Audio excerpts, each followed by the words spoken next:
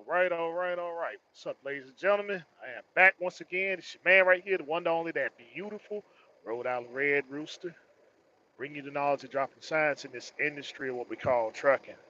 Um, Sorry about earlier's live feed. Got interrupted and stuff. Got a phone call. Didn't think I was gonna get a phone call early this morning. But it is what it is and stuff. So as you guys come in, give me a sound check, and we'll go into this morning's live feed and stuff,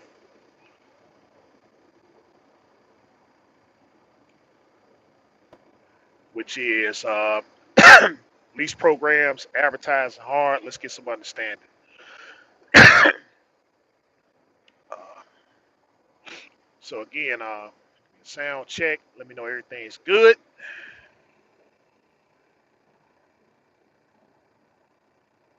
Let's make all chats visible.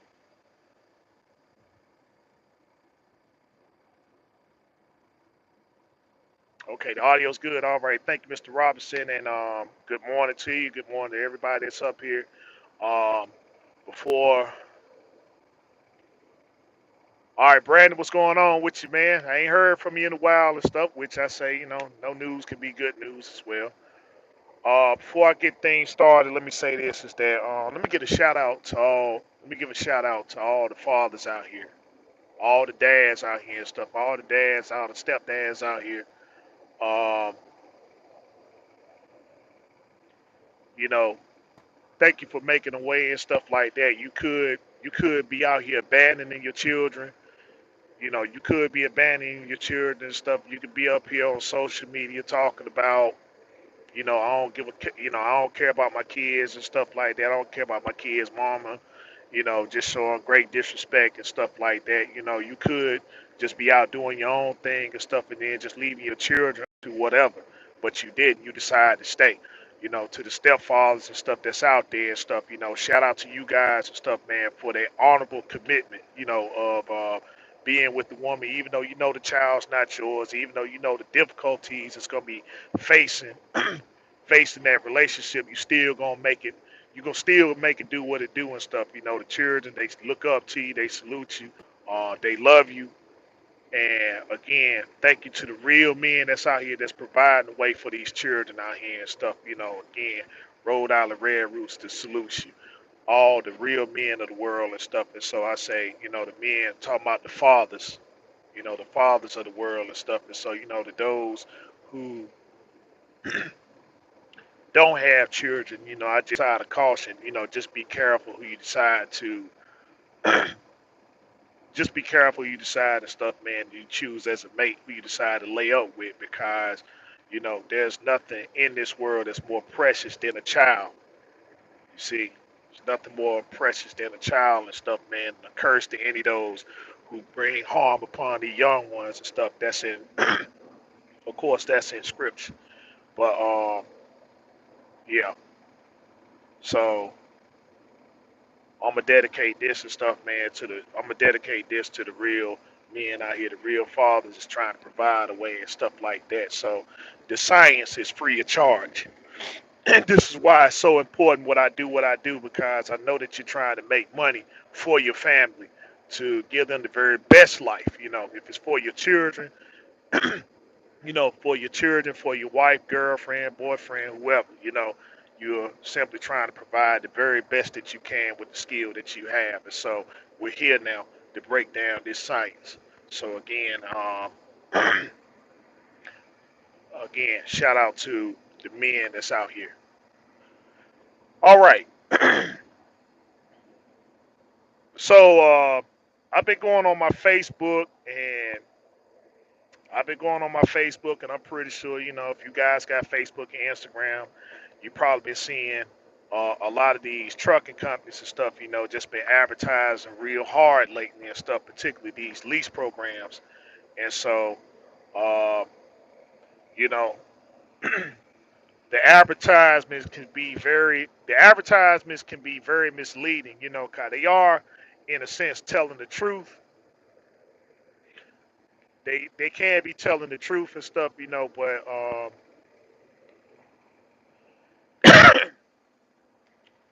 But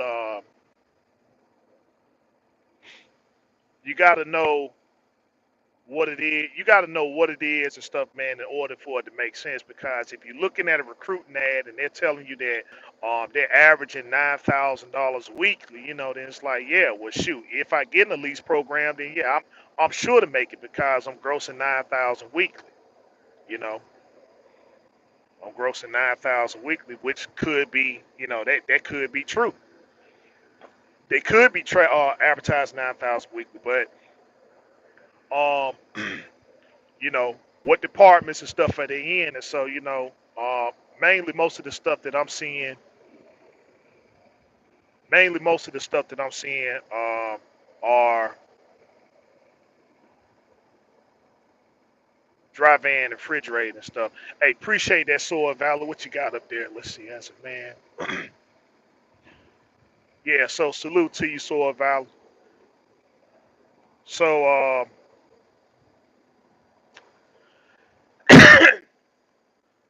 y'all been seeing this stuff, y'all been seeing this stuff up here. You've been seeing the numbers and stuff. For the people who understand, you know, okay, that's one thing. But for the ones who don't, then let's try to get an understanding of what it is that they're posting up, so you don't fall for the trap. Because um, $9,000 gross weekly is a lot. It's good money. It's very, it's very good money and stuff. Regardless of whether you got your own truck or you in the lease. If you are doing dry van refrigerating and stuff, now if you're in other sectors, then um, then you have to get that kind of weekly understanding and stuff there. Chase Andrews did a live video yesterday and stuff, giving a breakdown about how things and stuff work, in his sector. I think that was a very good dissertation there and stuff. If the live feed is still up, I urge people, to check that out. Where he was giving examples about what was going on and stuff in his sector.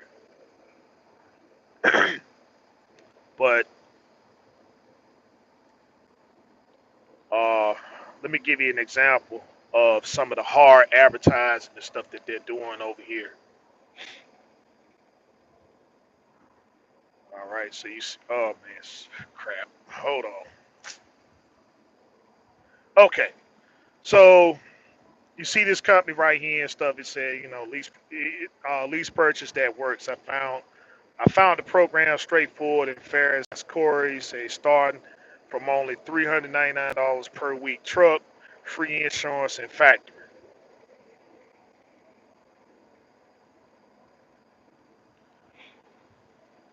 So we click on it.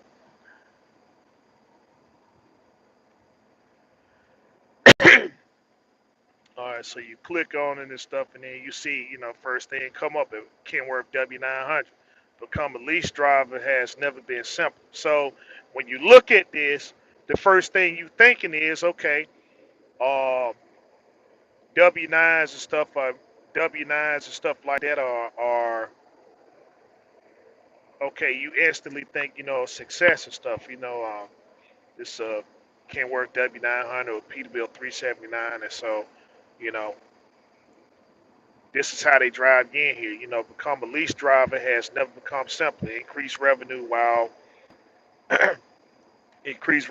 reducing stress. Operate with the asset-based partner designed to maximize profit for lease purchase on operators. Okay, so then they start throwing some numbers out there and stuff, and so you look at the numbers, $7,000. $7,000 gross income. Now they not doing the 9,000 and stuff. Now they doing 7,000. So okay, well, 7,000. Okay, yeah, that seemed pretty good until you start looking at the contracts and then getting the breakdowns of the said contract, and then when everything is said and done, what's left over, of course, is yours. And so you see what's left over really isn't it doesn't amount to much, or you wind up going in the hole. This is why a lot of people that get in these lease programs, um, a lot of these people that get in the lease programs and stuff, they say, well, Why is there such a high turnover rate? Because everybody's expecting to make money, and it just doesn't happen. But see, when you look at things like this, $7,000, ooh, W-900, you know, yeah, go ahead, sign me up. Let me call over here and stuff, and let them say what they have to say and stuff. I keep this in mind, okay? $399 per week a truck. So you look at these things and you associate it with that W-9 that's up there that's advertised, and then saying, okay, I'm doing $7,000 gross, and so then you start doing you start doing a little bit of figuring and say, well, hey, I can make that work. I can make that work with them small numbers there. Just to find out that's just not the case. That's just not the case and stuff. I mean, you could. Why is the truck $399 a week?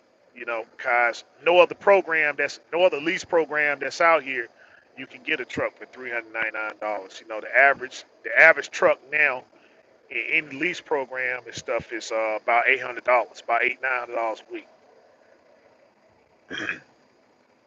So this one is this one is $399. Okay, here go another one up here. Here's another one up here and stuff. From your good people at Super Ego Holder. Become an independent truck with Super Ego. Get your own truck for zero money down. All right. So you know, my feed's kind of slow and stuff, but then these again, you got to start. These are the things that you got to start paying attention to. The advertisement or whatever. Here's a guy up here talking about, yeah, I'm doing great at Super Ego. I'm doing great at Super Ego. Lease to buy, lease to buy, zero money down.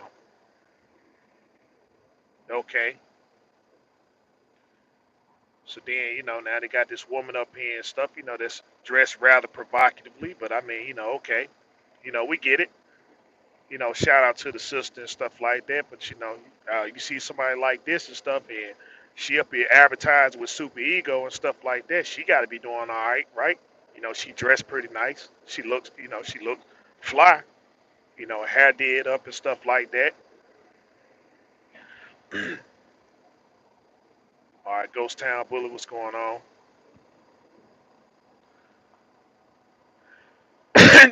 Now it cuts back to another guy, and he's talking about all the great things that are going down on there, Super Ego. So, um,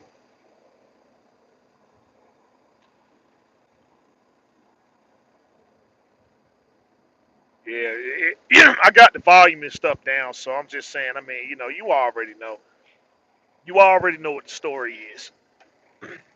Guy goes over there, talks about how great the company is, talks about how great the company is and stuff like that, all the money that he's making, get these testimonials and stuff like that, but they can't give you the real nitty gritty about what's going on. And so, meanwhile, you see when you go up here when you jump back into the real world, into the real trucking world, you see people up here posting videos after videos after videos of people going to Super Ego and saying, man, hey, listen, I ain't making it, I ain't making no money. I ain't making no money, so on and so forth. You know, this just ain't the lick and stuff. And so what happened? Um, Basically, people are not doing people are not doing their due diligence and stuff. And what I'm saying, you're not doing your basic math and reading skills. You're not doing your math and reading skills and stuff. Here go another one up here. Nobody's up here really talking about figures and stuff. They just saying, come on over here, zero money down, become your own boss, lease purchase. This is OTR system. So I gotta assume and stuff that they probably one of these Chicago carriers. Zero money down, 2 to 4 year program. Truck payment, $400 to $1,000 truck payment, no balloon payment. 24/7 dedicated dispatch. Depending on year of truck, depending on year of truck, 16 to 2023. All right, salute to you, Shine Brown. And salute to you too, Shine Brown. What's going on with you? You know, so again, you look at these things and stuff like that, and you start putting some money, you start putting these figures in your head. You figure, okay, well, hey, $40,000 a week truck note, right? So if I'm grossing, so if I'm grossing a certain amount or whatever, if I'm grossing that $79,000 and they only taking out $1,000 for the truck note, then hey, I should be able to make it, right? I should be able to make it. So they saying, 24/7 dedicated dispatch, 24/7 dedicated dispatch. Keep your eye on that because that's important. Here go another one up here. Volvo International Peterbilt's Freightliner lease to rent own, starting at $650 a week. What's this company here? Nice Guy LLC. You see, so just everybody's jumping up out the woodworks and stuff, going buying all these trucks and stuff, and saying, well, hey man, you come on over here, run our freight. Come on over here, run our freight. When the reality is that they don't have no freight. All they got is a bunch of dispatchers and stuff, man, that filled out carrier packets with TQL, CH Robinson, Coyote Logistics, JB Hunt 360, um, and a lot of other easy access brokering agencies and stuff like that, which they get their percentage off the top and stuff, and then they're getting these loads that you're getting, loads that you can get yourself. But they're saying they're going for the various highest amount that they can get because you can't dispatch, you can't get your own loads. They don't allow you to go over here and get an understanding of the business, right? Even though they don't have contract freight. They just have a bunch of carrier packets that they filled out with brokers going over here and going over here and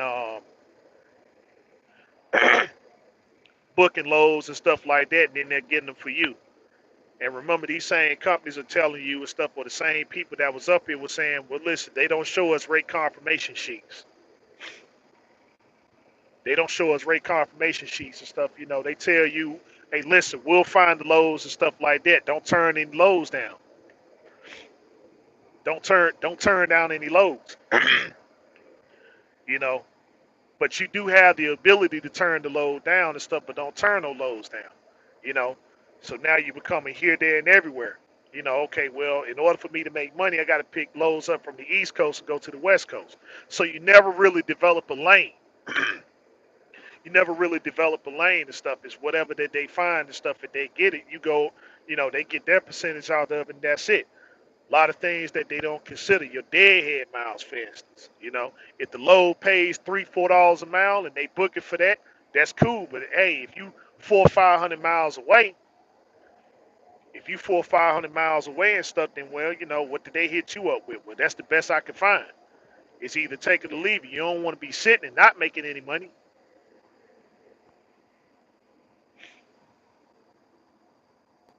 You don't want to be sitting and not making any money. So here we go. Become your own boss. PFS. Lease and lease purchase now. No money down. No credit check. Okay, yeah. Hey, I ain't got no credit. I ain't got no credit. I ain't got no money, but I do want a truck because I want to make that $9,000 a week that they advertise. So you get into this truck and stuff and figure, well, hey, this truck is big. The truck is big, and my credit stuff is jacked up. So even if I did have some credit, it's not enough for me to go. My credit is not enough for me to go down here and purchase a truck. I can't go to no dealership or any place and stuff that's selling a truck because you figure, well, I'm not established enough in business. I'm not established enough in business. These trucks are very expensive. These trucks are very expensive, and so I don't think I would qualify. I don't think I would qualify and stuff. That's the same kind of thinking and stuff that I had. That's the same kind of thinking and stuff that I had. So let me show you another one. Here's another lease program right here and stuff. MN89 Inc. Lease purchase. Full transparent lease purchase for CDL. Yeah, for CDL AOTR truck driving. Various truck models available: Volvos, Peaks, Freightliners. 2 to 6 year program. No down payment, no balloon payment. Let's make sure we got everything covered. Let's see. First week bonus, monthly bonus, referral bonus, sign on bonus. Okay. $9,000 weekly gross. $9,000 weekly gross. 20% commission fee. 20% commission fee. Truck payment going to be anywhere between $7 to $1,000 weekly truck payment, including trailer rental, ELD, IFTA, plates, and then the three dots. That's etc. $300 insurance, $2,700 for fuel and tolls. Take home $3,200 to $3,500 per week. Per week. But then you got to pay attention to the small print. The small print states the numbers are estimated for the drivers who can actually drive 3,000 miles weekly. 3,000 miles weekly. During the first 10 weeks, the amount is smaller due to truck, deposit, and escrow deductions.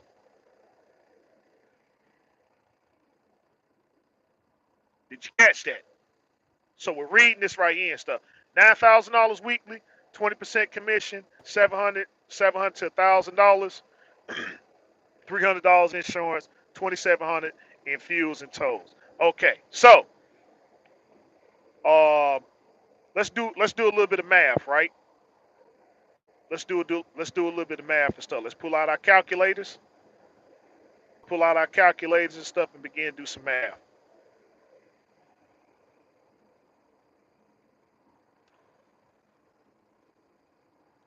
Cause y'all saw the same thing that I did, right?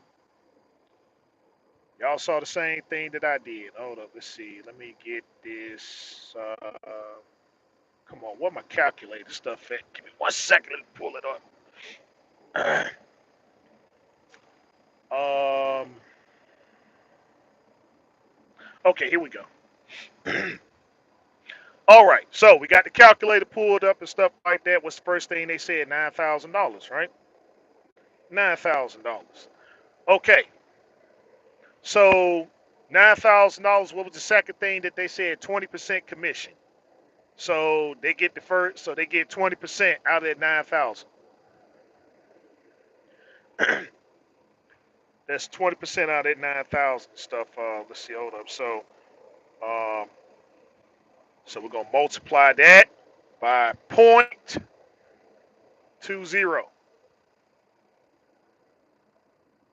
Okay, 0.20. So hey, that's why I say learning how to read and do math is important. All right.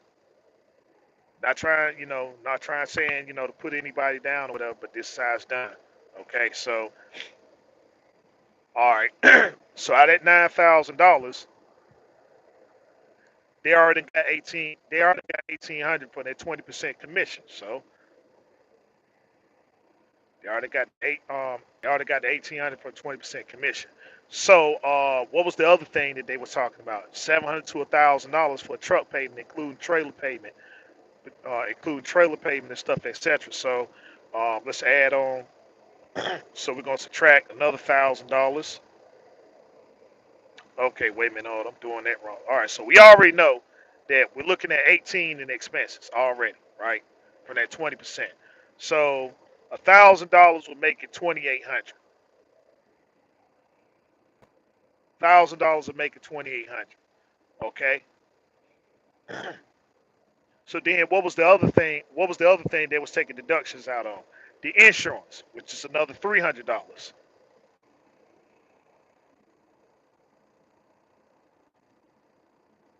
All right, so you got 31. So you got 3,100 that's coming out.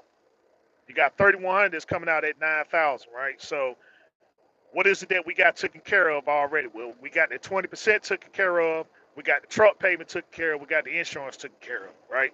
So 31, 3,100 minus 9,000. That's $5,900. Okay, that's $5,900 and stuff. So, what was the other thing that they was talking about? What was the other thing they was talking about? So they were saying you can gross $9,000 if you drive $3,000. If you drive 3,000 miles a week, right? Okay, so 3,000 miles a week.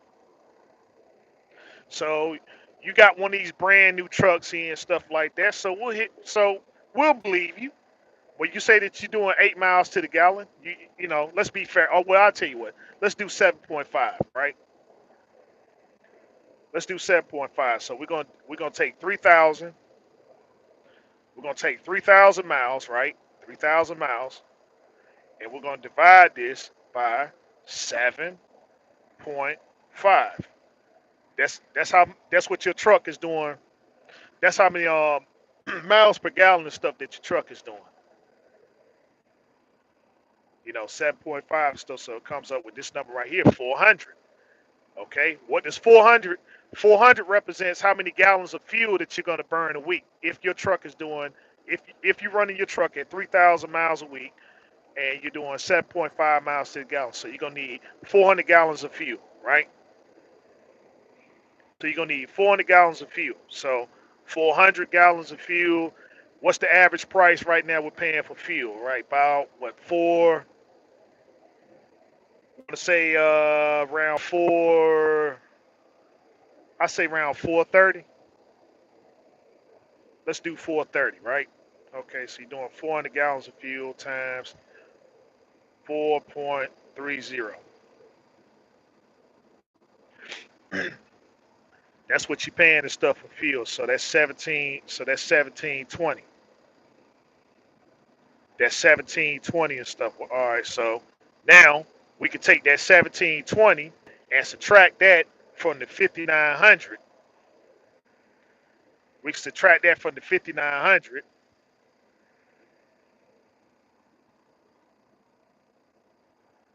that was left over from all the other expenses and stuff we paid from that $9,000. Okay. So hold up.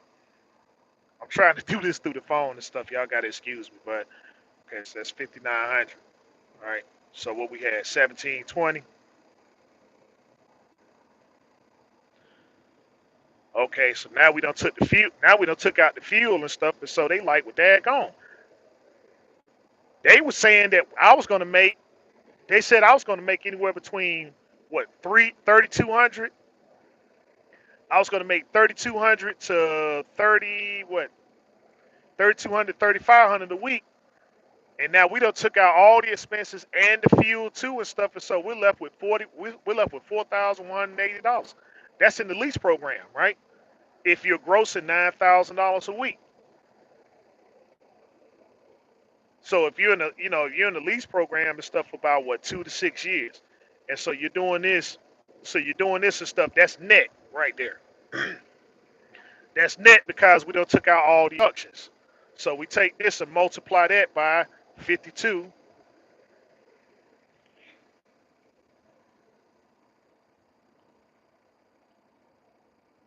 Okay, so that's 41,800. All right, so that's 41,800 and stuff, right? So 41,800 times 52. So it look like you're gonna be before taxes, but after the expenses from MN 89, if you can keep that number right there for 52 weeks, this is what you're gonna be netting, and the only thing that you got left is to pay your taxes, right? The only thing you gotta do is pay your taxes out at 217,000. But I'm saying since you're doing it the first year, and you got your good CPA, you could turn all this and stuff right into transforming your business. So after everything is said and done and stuff, this is what you making right here. So what are your bills looking like at the house?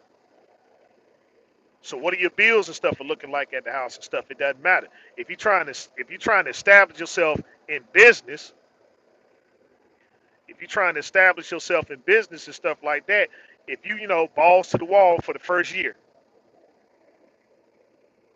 balls to the wall for the first year and stuff, you got $217,360 that can be applied towards your business. So I'm saying, do you want to purchase a cash truck? Absolutely.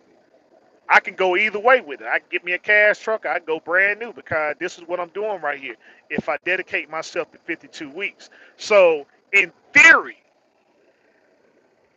in theory, when you're looking at those numbers and stuff there, you're saying, well, okay, all I got to do is just go ahead and grind and stuff, right? I'm looking at that. I'm looking at that because I'm in this lease program. I'm in this lease program. We done sat there. We done did all the deductions and stuff, right? And so after everything is said and done, I know that I'm gonna drive. Know I'm gonna do the 3,000 miles, right? I know I'm gonna do that. I know I'm gonna do that and stuff because something I want to show you 3,000 miles, right? 3,000 miles or so. Uh, because I'm gonna show you everything that they're showing 3,000 miles. So then we divide this by 7. And so that's how many miles and stuff you got to drive a day. That's how many miles you got to drive a day. 428 miles. 428 miles and stuff, right? So we take 428 miles on a 7-day rotation and stuff. And so you average in about, what, 55 mile an hour? So we take that and, no, well, I think we multiply that by 55.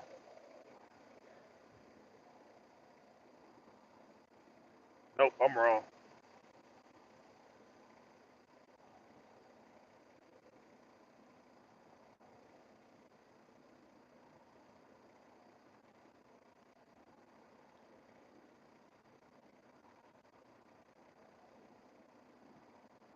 Okay, yeah, there we go. All right. So 400, 428 miles. If you're driving the truck at 55 mile an hour, it's going to take you 7 hours. It's going to take you 7 hours and 78 minutes. It's going to take you 7 hours and 7 hours and 78 minutes and stuff. So in other words and stuff, it's going to take you a little bit over eight. You're going to be logging 8 hours, 8 hours a day.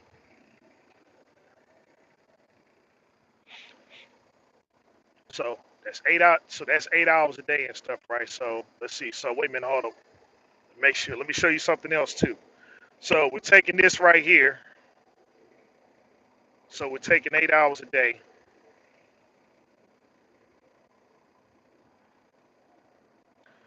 We're taking 8 hours of drive time times 7. That's 56 hours. 56 hours of drive time if you work in a 7-day rotation. Does it seem, so when you look at those figures right there and stuff, right, you figure, oh well, that's not a lot. That's not a lot of stuff. And so I did this because I want people to catch it, what I just did. And people might catch it later. People might catch it later and stuff, and you put it down in the comment section. Okay, that means you understand. But that's what the recruiter is going to throw at you. That's what they're going to throw at you and stuff. So now, since he done throw those numbers at you and stuff there, you saying, well, daggone, this is a sure shot thing. I don't see how come so many people get in this program and they fail. So they'll make it seem like the people that's in the program they'll make it seem like the people that's in the program and stuff aren't doing the work. Oh, well, they're not committed enough. They're not running hard enough. They don't have the drive. They don't have the ambition, but I have it because I see what's at hand and stuff. I'm talking about $200,000 a year, $200,000 a year and stuff right before taxes. All their expenses and stuff paid. So I can't understand the stuff how you know, they ain't making any money. It's 4,000. That's $4,000 a week. 40, 4,100 and stuff a week. What they doing with that money? When you making that type of money and stuff there, you in the lease program and stuff. That's with high expenses and stuff like that. How come they ain't making it? So then now the questions that don't get asked is because they're giving you numbers based upon a platform that they're giving it based upon a platform and stuff that may or may not exist.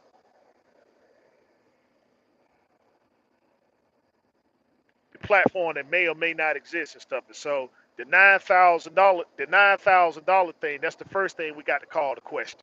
Okay, $9,000 based upon what? What am I gonna be running? Dry van refrigerated?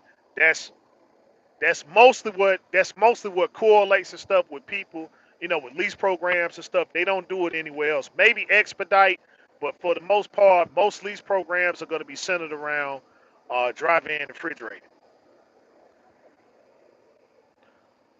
Okay, what kind of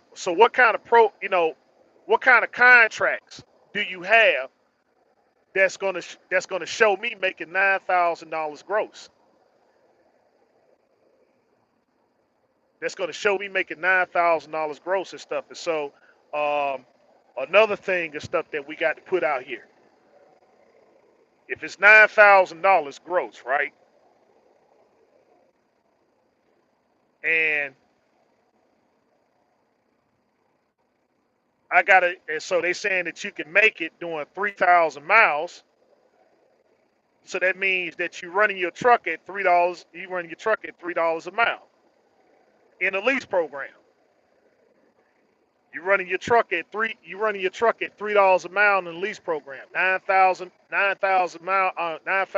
gross, 3,000 a mile. I mean 3,000 miles what you got to run. So that's $3 a mile. That's $3 a mile and stuff. You getting that running dry van refrigerator. Oh wow, okay, all right. I'm making that and stuff, but your contracts.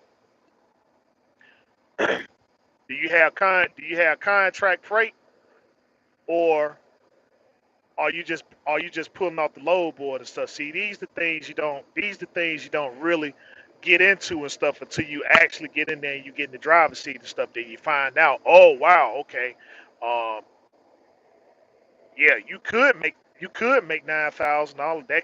That's a very good possibility. But then if you don't make it, if you don't make it, well, what are the variables? Okay, what kind of contracts do you have? They ain't got any contracts. They don't have any contracts. They have 24-hour dispatch, and what the 24-hour dispatch is doing is that they're looking on the load boards and searching for freight. They're jumping on the load boards and stuff and searching for freight. So if they happen to find something and stuff, hey, yeah, go ahead over here and pick this load up and stuff, and let's do what we got to do. So, yeah, The broker's gonna be calling you and stuff, and then they're gonna be giving you the information about the load that you're supposed to be picking up. Now, you're supposed to be the point of contact. My dispatch is supposed to be the point of contact, but the broker has to call you, and they had to get information from you. Who's usually calling you? C.A. Robinson, TQL, Coyote, J.B. Hunt. So they don't really call anymore and stuff. They're telling you, hey, listen, download this app on this phone and stuff, and then this is how we're going to communicate back and forth. This is how we're going to communicate back and forth and stuff. I'm going to give you the pickup information or whatever, even though I got a dispatcher that's supposed to be running things 24/7, right? But you got a broker that's calling you every 5, 10 minutes and stuff and wanting to know where your location is and, all the information that was already given. Yeah, all the information that was already given and stuff. So then, there's a communicational breakdown there. So you got brokers calling. But if you got contract freight, in-house freight, then you know There is no talking to the driver. That's talking to the people who has the contract, and it's usually the focus stuff that you leased on with. And if they got a contract, they're going to take it seriously. They're going to hold it near and dear, and they're going to make sure that everything goes down accordingly.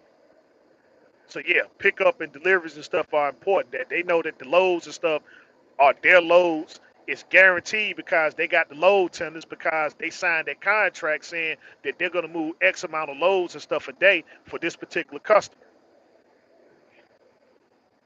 That's already signed and sealed and stuff. They know when the loads are coming out. They know what they know when it's coming out, where it's coming out, what the weight is going to be. You know what time it pick up, what time it delivers. Everything's going to be set. They already got the load tenders and stuff, and they got them weeks in advance. They got them weeks in advance and stuff. That's what contract carriers do and stuff. But these lease programs, what they decide is that hey, we got the ultimate hustle that's going on. We already got a bunch of people that don't know how to read and write, and I want you to pay attention to the correlation. We got a bunch of people out here that don't know how to read and write, but they want to make money, and they're willing to let us do everything for them.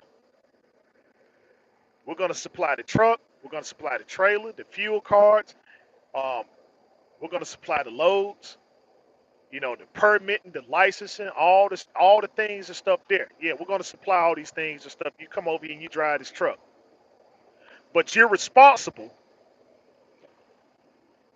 Now we're gonna put you in a contract because you're a contractor, and you're gonna be under own operator rules, regulations, and guidelines and stuff. According to the Department of Labor. But we're gonna keep you in a company driver's policy, just like you're a company driver. But you're supposed to be an own operator. You're supposed to be an own operator when it comes to the business side of things. In other words, if the truck breaks down, if you got a tire blowout, if you need oil changes or any of the sort of stuff, anything that's going on with the truck, the check engine light and all that stuff there, now you're responsible for it, right? But we're going to keep you under a company driver policy. That means we're going to pay you once a week. There's a cutoff time. There's a cutoff time for the pay, right? We're going to do a week in the hole. Some of us going to do 2 weeks in the hole. You know, we're going to keep you under company driving policy, but you're going to be an own operator. You're going to have the responsibilities of an own operator and stuff, right? You know, but not when it comes to everything in business. Because when it comes to the money making mechanism, right, the only thing you can say yes or no. Okay, yeah, we'll book this load for you and stuff is yay or nay. Okay, no, no, I ain't doing the load because I ain't doing the load and stuff. Well, what's the problem? What's wrong with the load and stuff? Because whether I find this load, I find that load, they're still gonna pay the same thing. Well, I have a problem with the load because I'm under a 7 day rotation. I want to make sure that I get as many loads as I can and stuff, so I can turn in this stuff, and my settlement will be okay. Well, your settlement's going to be all right because what I'm showing you is that you're making money. When the reality is that you're just a dog chasing your tail and stuff. So your payroll starts at Saturday. Your payroll starts on Sunday, right, or Saturday. Saturday at midnight. But remember, you got to be off every weekend. So you just gave them 2 days. Monday, you just gave them Sunday and Monday. So now you got 5 days. So you pick up a load on Monday. You pick up a load on Monday. You deliver it on Wednesday. Then you pick up a load on Thursday, and you deliver it Saturday morning, or you deliver it on Friday. But they hold you up so long and stuff, right? Is that it's past the deadline. So now you only got one load in. You got one load in and stuff, right? You turn that in. Okay, well, listen, you in the hole. Because that one load wasn't enough to carry on your expenses. But remember that you got that second load that would have paid if you would have had it in for the deadline and stuff, right? But that carries on the next week. So now they're looking at that load and they're saying, well, you already had the game. You already had the game and stuff, right? So you deliver that load on Friday. You go home for the weekend and stuff again, because they're not going to be running you Friday and Saturday. And so you do the same thing and stuff Monday. So now you got two loads in, right? You pick up on Monday, you deliver on Wednesday, but now you connected with that load that didn't make it in the deadline and stuff, right? So now you got two loads in and stuff. But remember, you was in the hole last week. So now you're in the hole last week. You got to catch up last week deductions. You got to catch up this week deductions. Now you're in the hole again. That's 2 weeks. That's 2 weeks and stuff because you did the same thing. You picked up on Thursday, you deliver on Friday, past the deadline and stuff, right? But you know, now if that load was able to make it in before the deadline and stuff, yeah, you probably clear something this week. But hey, listen, you ahead of the game next week. You ahead of the game next week and stuff, and so you're running that little cycle right there. So they're telling you this that technically you're ahead of the game because that load that didn't get paid, if it would have got paid, everything would have evened itself out and you would have went home with a paycheck.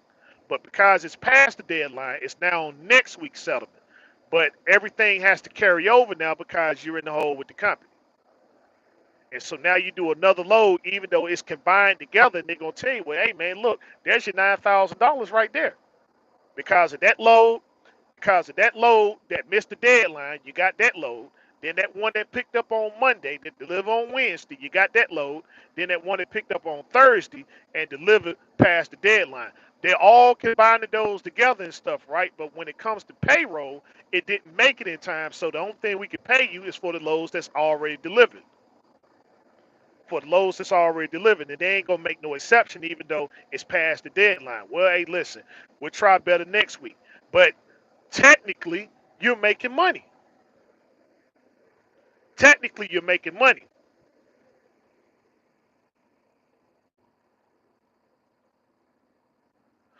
And so you're under that. So now you're under that concept. Now you're under that concept right there and stuff. And so you done, next thing you know, now you done did 4 weeks and stuff. Now it's time to pay bills.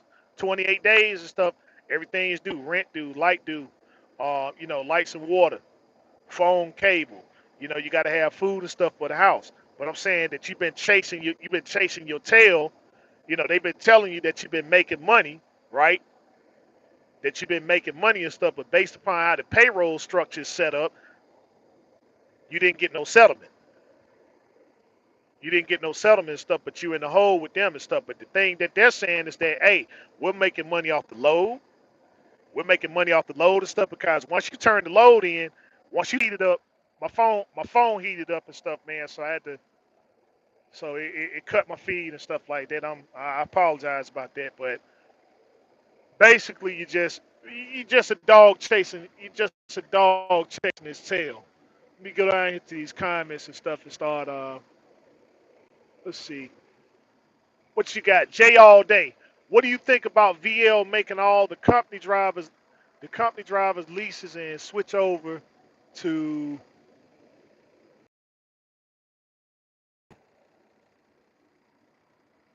Okay, what do you think about VL making all the company driver lease and switching over to what's that? That's supposed to be Brothering Company. Jay all day. That's supposed to be Brothering Company. I mean, here's the thing. Everybody knew that. Everybody knew what VL was. VL trucking. Everybody knew what VL trucking was doing. It was only a matter of time and stuff. So they what they do best. They go over here. They get another. It's not like how they used to do back in the day and stuff, right? If your company was facing a high safe stat score or whatever and stuff like that, if they was in fear of the the DOT coming in and shutting them down and stuff, intervention, you could just go and apply for some new numbers. Just go apply for some new numbers and stuff, and then just shut that authority down and stuff, and then just open you up a new authority. But you know, this is the thing and stuff that I say about people having connection. Why you got to have a connection, collaboration and stuff because it's so important. When people get in trouble, when people get in trouble and stuff, when they got impending lawsuits and stuff that's coming in, then what the carrier and stuff usually does, they dissolve well, they take all their assets and stuff, and then they go into another carrier and they dissolve themselves and stuff and disappear. This is what happened to Central. This is what happened to Central Transportation. They was Central Transportation, Swift. They all the same, they the same people and stuff like, they the same family. It's just they operate in a different you know, they operate under a different name. But as far as the purchasing power, whoever had the greater purchasing power, that's where they get their equipment from. So Swift was more established. So they would purchase equipment from Swift. But Central had more contracts and stuff, so they would get their contracts and stuff through Central. So when the lawsuit and stuff was coming in, and it was looking like that they had a good solid case, what did they do? Hey man, listen, uh, look like they're gonna win this thing and stuff like that. Well, yeah, come on over here. We're gonna bring in the carrier. We're gonna dissolve the carrier, but you're still gonna be able to operate, but you're now Swift now. So bring all the trucks over here, all the employees and stuff, all the payroll people, and we're gonna go to all the terminals and stuff like that. We're gonna take Central down and put Swift up, and that's all they did. They just they acquisitioned the company, they dissolved everything and stuff, and everybody still got to keep their position inside of Swift.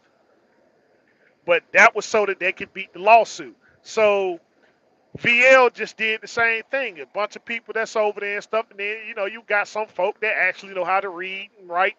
They know how to read and write, do math, and they had a pretty solid case against VL. And so VL said, "Oski doski, let me go over here and stuff, and we already got this new carry, this new company and stuff like that. We're gonna move everything over there and stuff, and then this is what we're gonna be. We're a totally different carrier. The people that you look for and stuff, they done dissolved. They gone now. They don't have any kind of bearing and stuff about the business that we do here. And that's usually what it's an old school move and stuff, right? It's just you know the Russians are just late to the party. That's all that is. The Russians are just late to the party. Would you say Prime Lease is good? Do they have freight right? Okay, with Prime is a contract carrier. They got their contracts are solidified, so they're not gonna be on no lower board looking for nothing. Smithfield, General Mills, uh, they got contracts and stuff everywhere. So with their contracts and stuff, they get the load tenders. And when they get those load tenders, they know everything that's coming out with every single customer. So I got my General Mills people over here, I got my Smith people here, I got my pharmaceuticals over here, so on and so forth. So they're a contract carrier.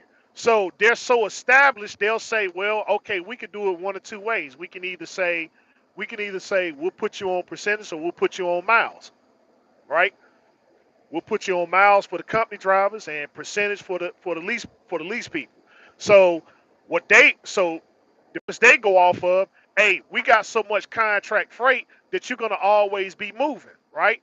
But those contracts those contracts are going to be consistent of pushing out certain amount of volumes of freight and stuff every day and stuff. They just got to make sure they got the trucks and stuff in play. So with this particular customer, they might be saying, well, at this facility, we're pushing out 12 loads, right?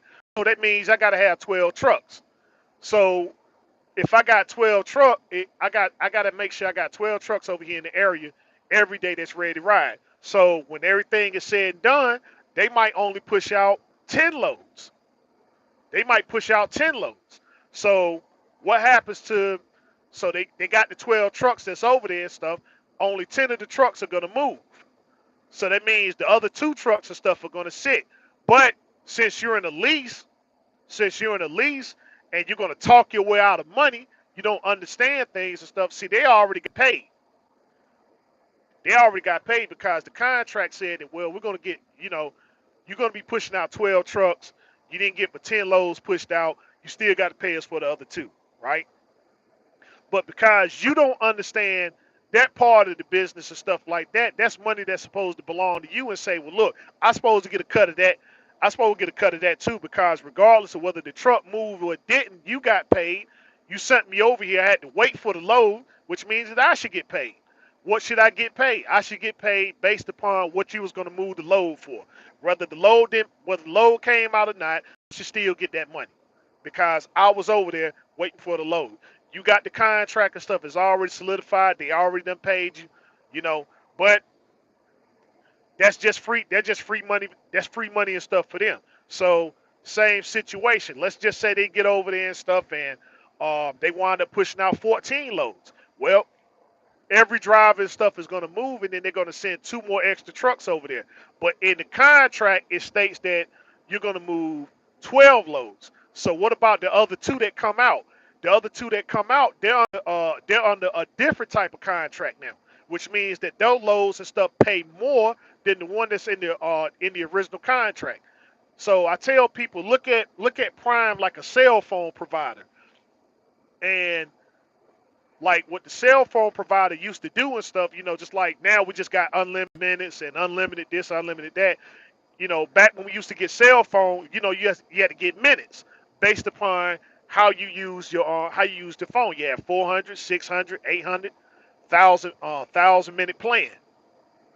And so if you went over your time, what they call that, yeah, if you overseeded your 400 minutes, the extra stuff you had to pay for. They didn't shut your phone off. They just charged you for every minute that you went over. So when you went back to the negotiating table, you would say, well, hey man, listen, I'm using more minutes and stuff. I use more minutes and stuff than what I intended. So you look at the contract and stuff and say, well, okay, well, we got a contract that's made for you, right? You're impressed with the service, so they'll sign up and stuff, or they'll let you say in the middle of the contract, yeah, all right, we'll discontinue the original contract and we'll come out with this new contract that will protect you, so you don't have to spend all this money and stuff because we value you as a customer. We value you and stuff. We still want to be your number one transportation provider and stuff. So we'll allow you to discontinue this contract here because you're pushing more volumes of freight. But now, take into account now, if the volume falls, we still get paid. You still gonna have to pay us regardless. But we're trying to make it to where it's fair for you. So they renegotiate the contract. They say, well, all right, we'll let you. Where this one was a 5 year, we're looking at, yeah, this a 5 year and stuff. Now we want a 10 year. Now we want a 10 year and stuff. So if you provide a good service for them and stuff like that, they're gonna like, yeah, all right, go ahead and do that. So that means the contract increased. Now we got to start bringing more drivers and stuff in. So meanwhile, we're kind of stuck with this freight right here and stuff. We're still gonna get it moved because we got the capacity to get it moved. So then, what do we do with all the extra stuff? Let's create Prime Logistics. Let's create Prime Logistics and stuff and see if there are other carriers that are out here and stuff that have the freight for these contracts and stuff that we got abundance of. So let's bring Chris in. Chris goes over there, creates RST, and you had uh, uh, Jay Rich. Jay Rich went over there and stuff, signed a contract with him and stuff like that. Okay, hey man, listen, all you need is the truck. We'll provide the trailers. We'll provide the trailers and stuff. And so, you got the manpower. So they saying, well, we got this particular customer covered. So, um, as a small fleet and stuff, right? You saying, well, this contract is so solidified and stuff. I can run. This is my bread and butter over here. This is my bread and butter over here and stuff, right? So I can afford to pay drivers over here a little bit more. So that's how Chris got established. Well, hey, listen, I got better trucks. I got better trucks. You can talk to me, the owner, if you have any problems and stuff like that. But every truck that I got was hooked behind it and stuff is a prime reefer trailer.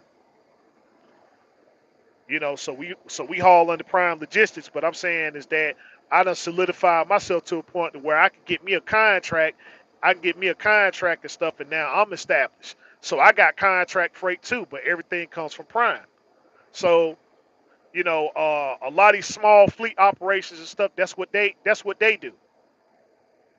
That's what they do and stuff. And so then they get the idea to say, well, I can go over here and I can use Prime's purchasing power to purchase trucks, and I can open up I could get these trucks and stuff like that and stuff, but I could get people to drive under this lease program.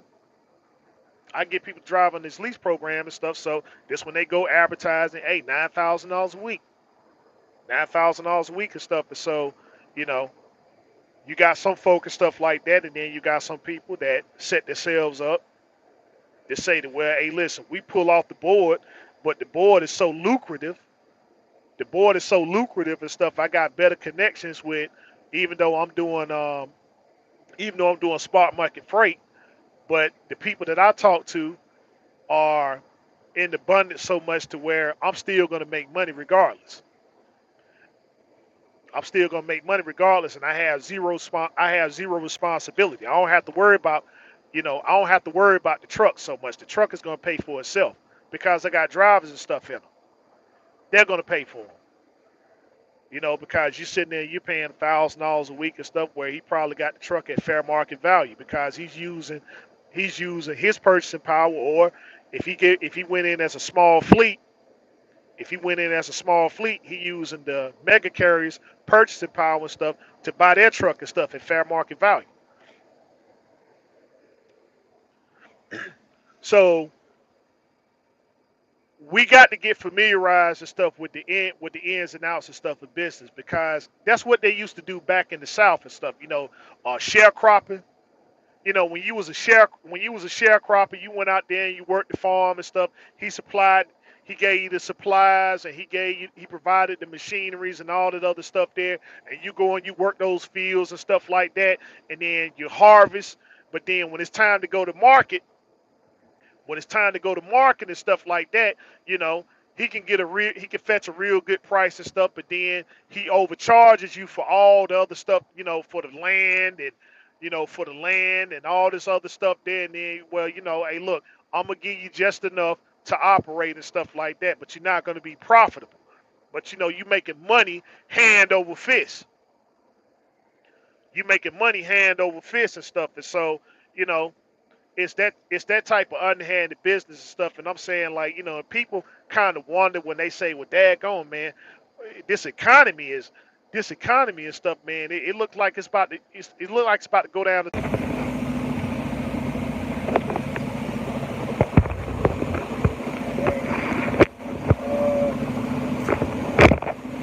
Okay, all right. So,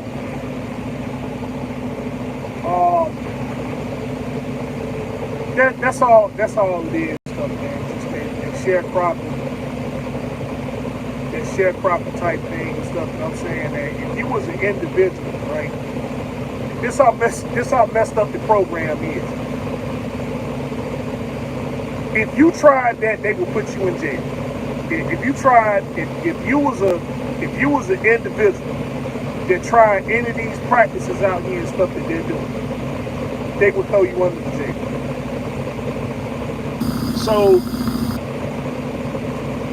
this is just the tactics that they use and stuff. I'm saying that even though this is what they do, I don't discourage people from getting into the program. I don't discourage people from getting into the program because, if you know how to navigate through it and do things on the business, if you do things on the business level, right? I'm talking about none of this feeling stuff. I ain't talking about getting up here,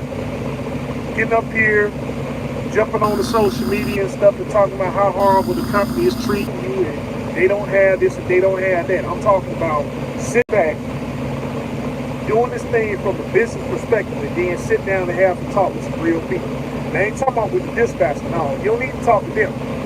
You need to talk to the real movers and shakers inside of the company and stuff to let them know that hey, look, this is how the business and stuff runs.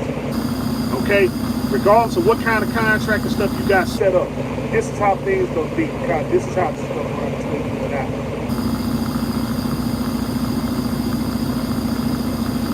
And if you got that level of understanding, right, they'll let you stay. They'll let you stay and they'll let you operate. Because they know that you about business. And the thing is, as long as you about business and you sit in that truck and take care of what has to be taken care of, hey man, I mean, now they know you a threat. But they'll let you operate and get what you need to get and stuff. And once you got what you need and stuff, you get on out of it. You're not trying to make the place your home. You're just trying to get what you need to get and stuff. Because I mean, people ain't born with silver spoons in their mouths and stuff like that. And I'm saying I'm not really above anything. You know, especially when you need to get out here and get your money. You know, you need to get out here and get your money and stuff. It's amazing to me and stuff the amount of people that get comfortable. And so, you know, it's very disappointing when I look at these commercials with super ego and stuff like that. Yeah, I can see if you're an individual that's in there that's really trying to get your money and get yourself established, okay. But you know, when you get over there and you're in a level of comfortability, that's a problem. Because I don't need you going from a one lease purchase program to another one, and then still doing the same thing. Oh man, they ain't treat me good over here, y'all. They ain't treat me good over here, y'all. Man, you know, because you ain't got the mindset and the makings of business. You know, you just want to get up there and stuff, and you know, you want to get up there and make a whole big fuss over something that's not going to really get anything established. And so I'm saying, if you dare, hey, do things on the business level. But if you know you ain't got that understanding, right? If you know that you ain't trying to grind and really get that real business understanding, this is why we tell people, be a company driver. Because when you're a company driver, you're safe.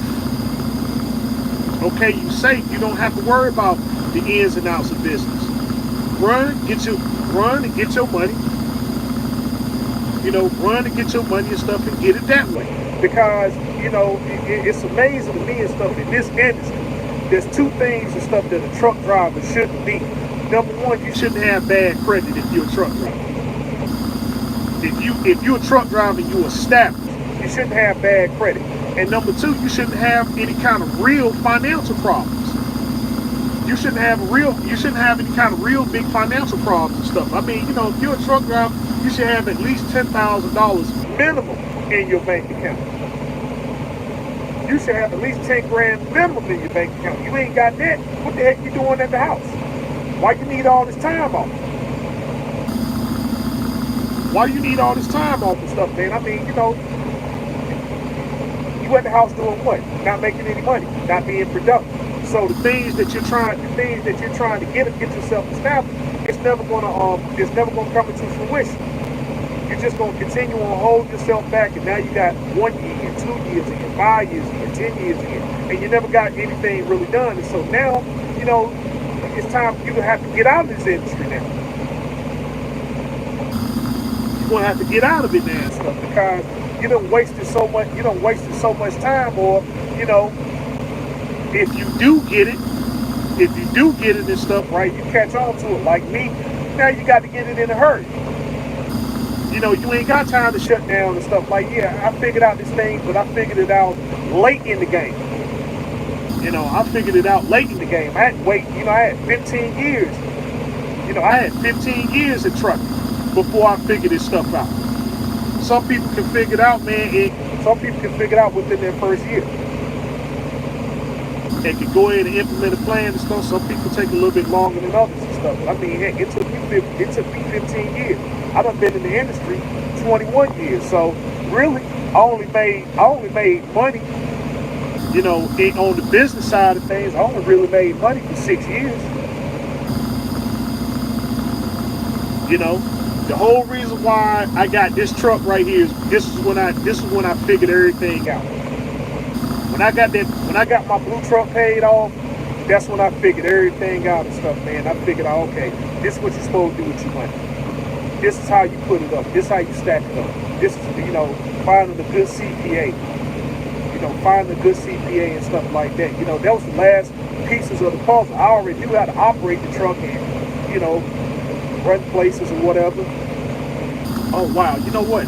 I'm sorry, man. I know my sound's messed up. Hold on.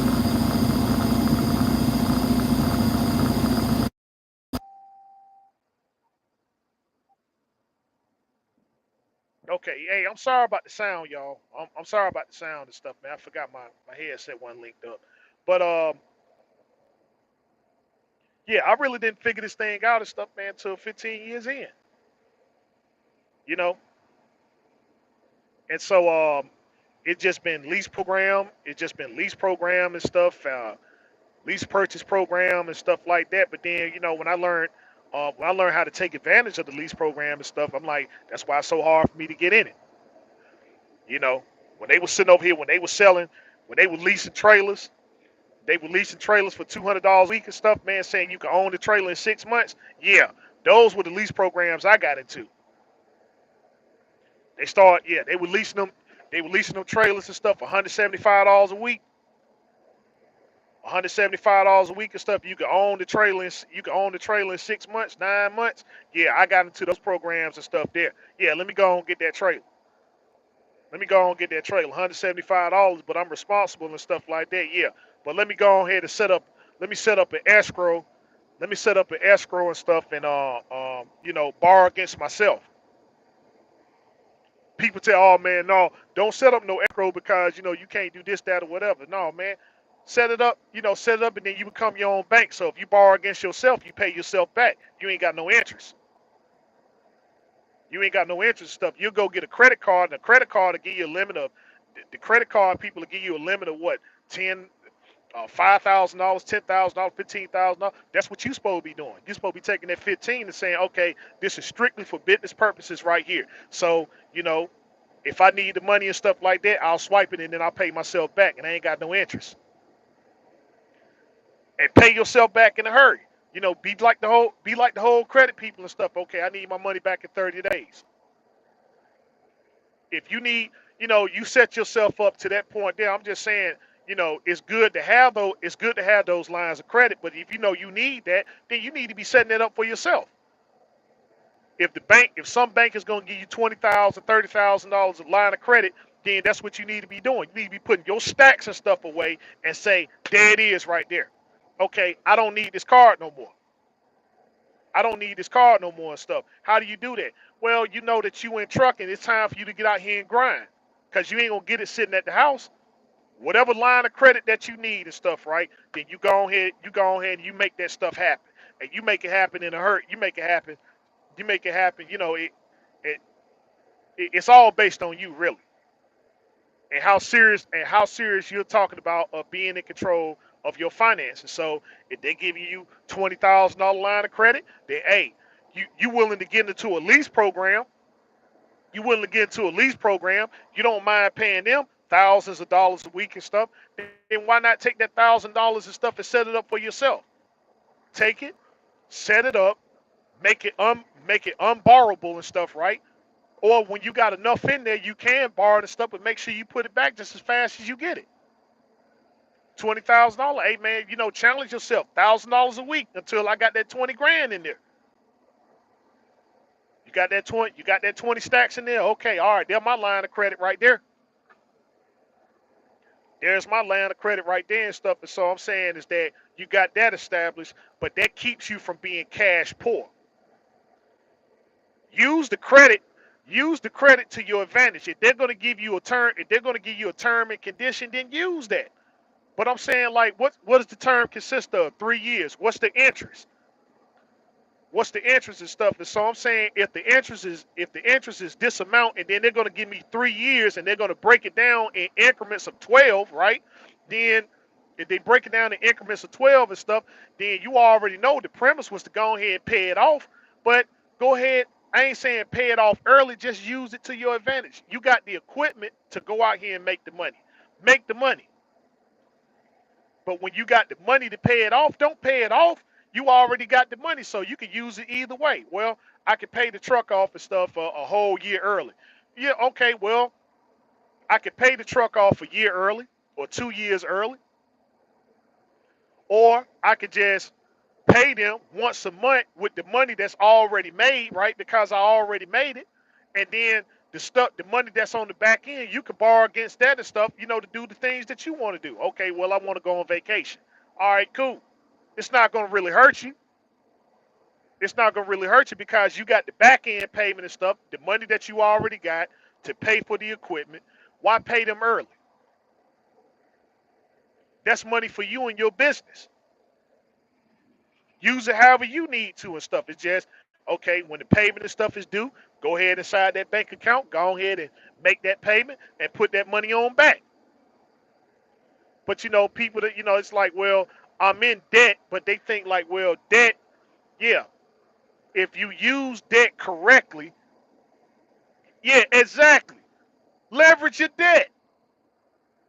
But you thinking on the aspect that, well, I got to make these payments every month. This is how you know that you can't afford it. When you know when you know that them payments are gonna bother you, making those payments and stuff, man, is gonna really set you back. You see, when I got this truck, when I financed my first truck through the bank, $946 a month, that set me back. I was like, man, dude, I felt it. I felt it, but the reason why I felt it was because I was doing bad business. Now I was with National Carriers paying them $2,000 a month. I got a truck payment $946 a month, and that was still hurt because I was doing bad business. I was doing bad business and stuff. Cause if I would have stayed with National Carriers doing the same thing, I still would have had a thousand. I still would have had $1,000, still doing the same amount of work. Still would have had an extra $1,000 because I was paying them, and I had to pay them weekly. But that 900 hurt me. But I'm saying when I got this truck right here paying 1375, I didn't even feel it. I didn't even feel it and stuff. I mean, they take the money out they take the money out the account and stuff like that. And I probably check the account maybe 2 weeks or something later and stuff. I'm like, wait, my what? 1370. Oh yeah, that's right. They took the truck payment out. Didn't even feel it. Didn't even feel it. Didn't even worry about it. I just, the money was in there and stuff. If they need to take it and stuff, then they got it. That money was there. But I said, I'm not gonna pay these people off early. I'm not gonna pay them off early and stuff. Even when they sent me that, hey, you want to pay the truck off, this how much you owe and stuff. You can go and pay it off her. I don't get no benefit from that. Y'all will get y'all truck payment I paid them on the tenth of every month and stuff, man. When I had 5 more payments left, you want to pay your truck off early? No, I got the money. I mean, what y'all gonna do? You're gonna come and repossess the truck, and I got 5 months. I can leverage that against them and stuff. Like, man, dude, no, they not coming. They're not coming for 5 payments, even though I was behind. Now now if I had a year or something, yeah, they probably okay. We need to come get this truck. But shoot, I got 5 payments left. Got the money sitting up there in the bank and stuff. Could have cut them a check and been done. Yeah, go and get my title. No, you're gonna get your stuff every month. Why? Because I need you guys because I need you guys and stuff to keep this account open. So if I want to do anything in business, it's going to show that, yeah, all right, you're paying it on time, and the account is still live. Because once it's a dead account and stuff, that's all. Okay, well, it showed that you paid this, but you no longer have any debt. So it's like, I don't know, kind of taking a chance with them and stuff like that. So I mean, you got to know how to use debt to your advantage. But being in that lease program, it's never going to put you ahead. It's never going to put you ahead the way you can stack to where you can put stacks of paper away unless you just 100% committed and the people that you working with and stuff, they saying, yeah, I want you to make money. When you establish that real partnership and stuff with them, then yeah, the lease program will be The lease program be working to your advantage, but they ain't worried about it. I make money off the truck, off the trailer. I ain't got to pay for nothing around here and stuff. We making money hand over fist. And then the people over here don't know how to read and write. They don't know how to read and write and do math. Like, man, they sitting up there laughing at folk. I had a driver call. I had a driver call me today and stuff, and I had to explain to him his pay settlement. I had to explain to him his pay settlement and his deductions.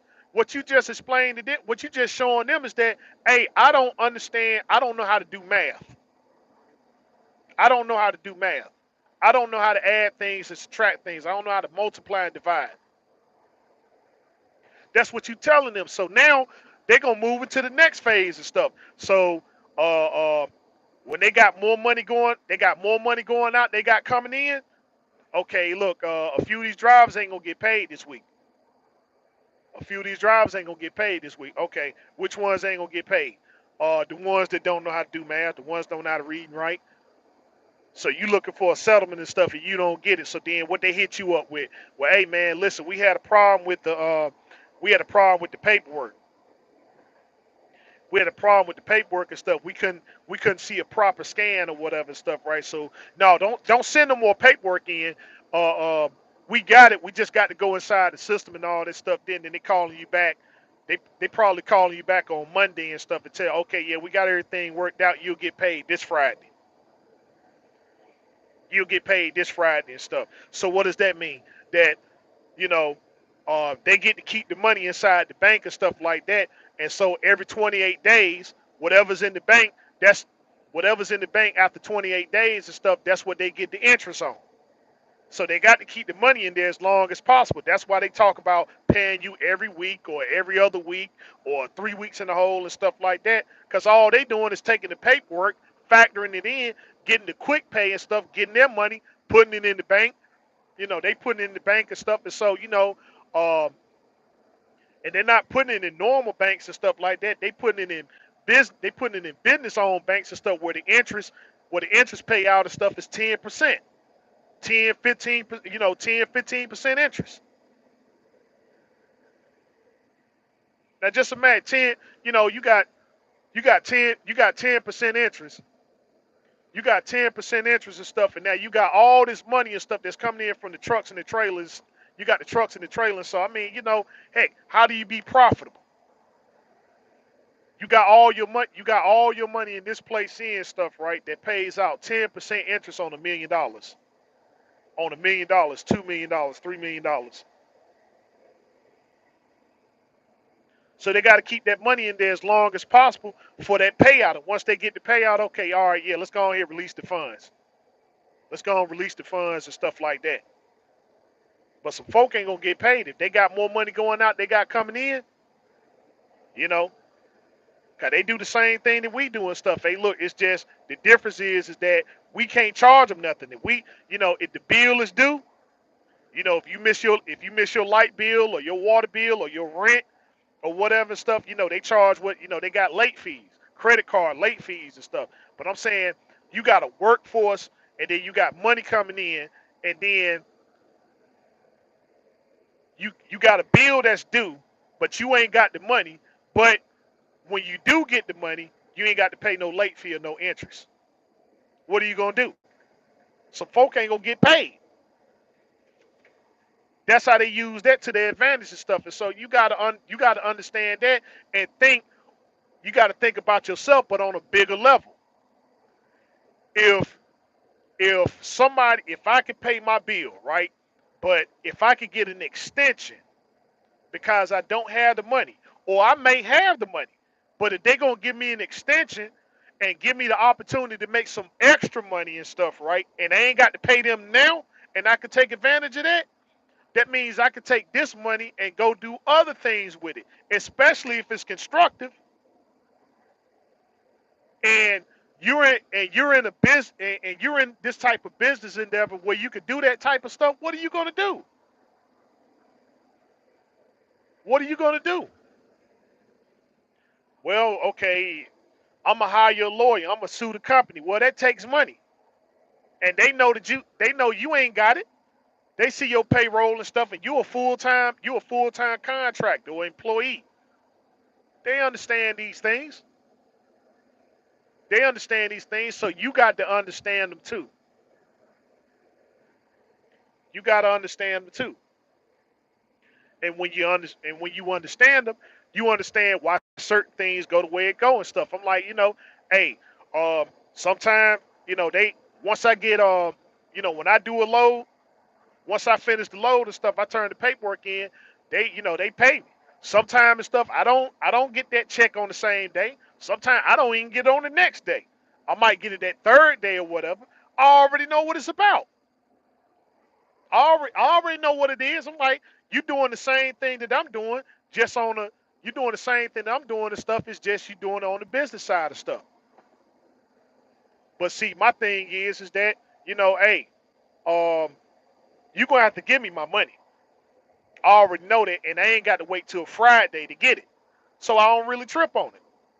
It's already expected. I say some days and stuff, it's gonna be more money coming out than it is it's gonna be more money going out than coming in.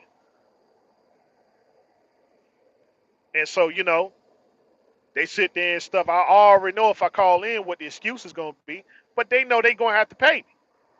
When it comes to Red Rooster, I'm not giving them any kind of hey, look, you're gonna have to pay me every single week. If it's an opportunity out here for me to make money, because that's what I got to do, man. I'm gonna be 43 years old.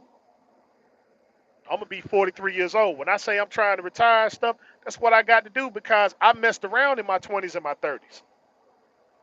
I messed around in my 20s and my 30s. Like, dude, you got to have. They said, man, you got to have at least $3 million. You got to have $3 million and stuff in order to retire comfortably. I say no. 3 million. It used to be 1 million. Now it's 3 million. I said, man, dude, you got to have 6 million to re- to retire comfortably. You got to have $6 million. I'm 41. I mean, I'm 43. Well, I'm be 43 this year. I messed around all in my 21 years in the game. I just started figuring stuff out 6 years ago. I started figuring stuff out 6 years ago. Man, I got to stay on this grind. I got to stay on this grind and stuff, man. But I'm like, that's just the business that we in. And so I mean, so when I get out here and me and many others and stuff get out here and drop this sign says we're so passionate, we bring these things so passionately and stuff because you got to understand, man, dude, you got people out here playing games. It's guys and stuff, man. I follow some of them on Instagram. I follow some of them on Instagram and stuff. They working for this company today, and then next week they working for another truck company, and they still doing the same stuff. They up with them same antics, and they haven't moved one iota. They haven't moved one iota and stuff when it comes to the business side of things. But then they have a conversation with me, and they talking about, oh man, I'm gonna get on it, man, dude. We talked 5 years ago. We done talked 5 years ago, man, and I ain't seen you make no type of moves, man. I'm seeing you quitting this company and going work for this company and working for this company. You ain't got yourself established yet. We done had this talk 5 years ago, 4 years ago, 3 years ago. Where's your establishment and stuff, man? You out here playing games and stuff, and I'm like, dude, look, hey, man, when the game is over, the game is over. When the game is over, this trucking thing, you gotta look at this trucking thing like the NBA. You gotta look at this trucking thing like the NBA and stuff, man. They got us out here doing. Look, you can get your CDLs and keep them for 8 years, but you got to get a physical every 2 years. You got to get a DOT physical every 2 years. If the doctor decides that they're not going to certify you, then your CDLs don't mean nothing. If the doctor looks and concludes that he's not going to certify you and stuff, right? After you go get a second opinion or a third opinion and stuff, that's it. That's it. The state gonna want to see somebody that certified you. If not, that's it. And dude, it's getting worse now because it's getting worse now and stuff because something that they was proposing, they were saying that well, if you fail your DOT physical, if you fail your DOT physical, it's got to be reported. If I ain't gonna say you don't really fail a DOT physical. It's you don't get certified. If the doctor feels and stuff that if the doctor feels that he can't certify, you just go get a second opinion. That's it. Okay, hey, well, all right, I ain't going to Concentra. Let me go to my family doctor who's certified through the FMCSA to do DOT physicals. Okay, he check your stuff out. Yeah, you fine. You good to go. Huh? Here your 2-year medical card and stuff, right? They they trying to say now if if one doctor doesn't certify you and stuff, then man, you can't get certified nowhere else until you fulfill the request of what the doctor says.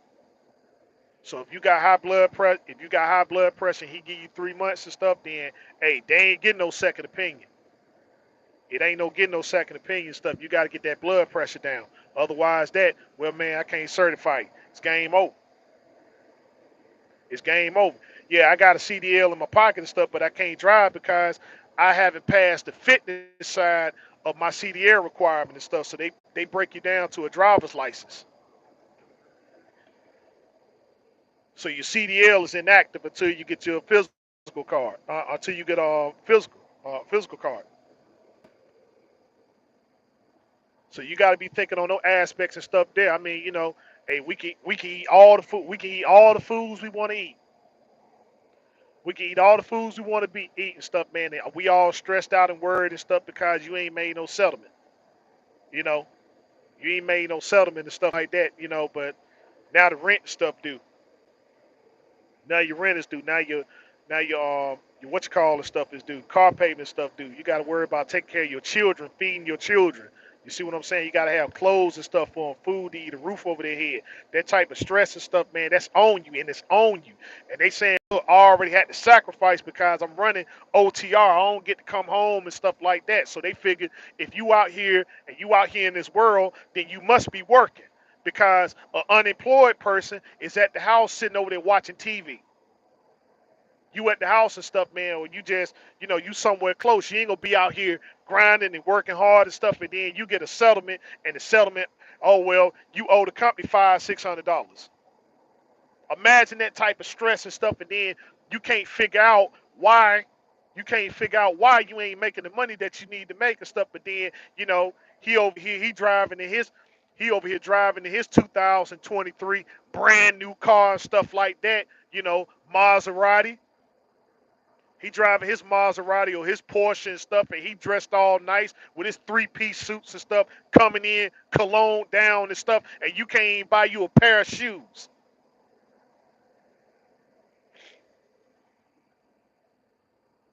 That does something to you psychologically and stuff, man, to be out here all week long and stuff and grinding, and then they telling you and stuff, man, well, you owe them money.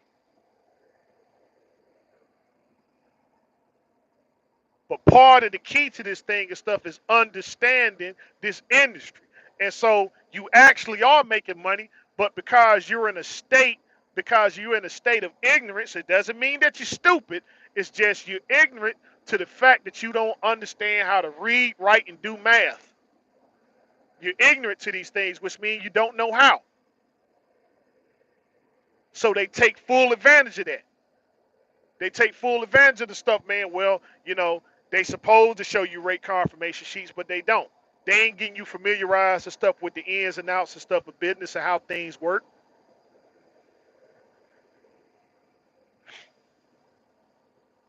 So of course that's going to do something to you psychologically. So the best thing that you could do is get up here and make a video and say, well, look, hey, steer away from this company. Steer away from this company and stuff. And I'm saying, like, I'm trying to gather some of these guys and stuff and say, okay, well, what were some of the things that you did? What were some of the things and stuff that you did wrong when you was in that lease program? Cause some of these lease programs and stuff, actually you can do good and you can make money. You can do good and you can make money. Case in point, when when you got when you got a guy when you got a guy that quits companies, he just go over here and he quits and he comes back and you buy him a brand new truck. You buy him a brand new truck, or uh, you got a guy that's over here that he makes minuscule money, right? Not he doesn't make very good money, but he takes his truck and go get him a W900, then pimp the truck all the way the heck out.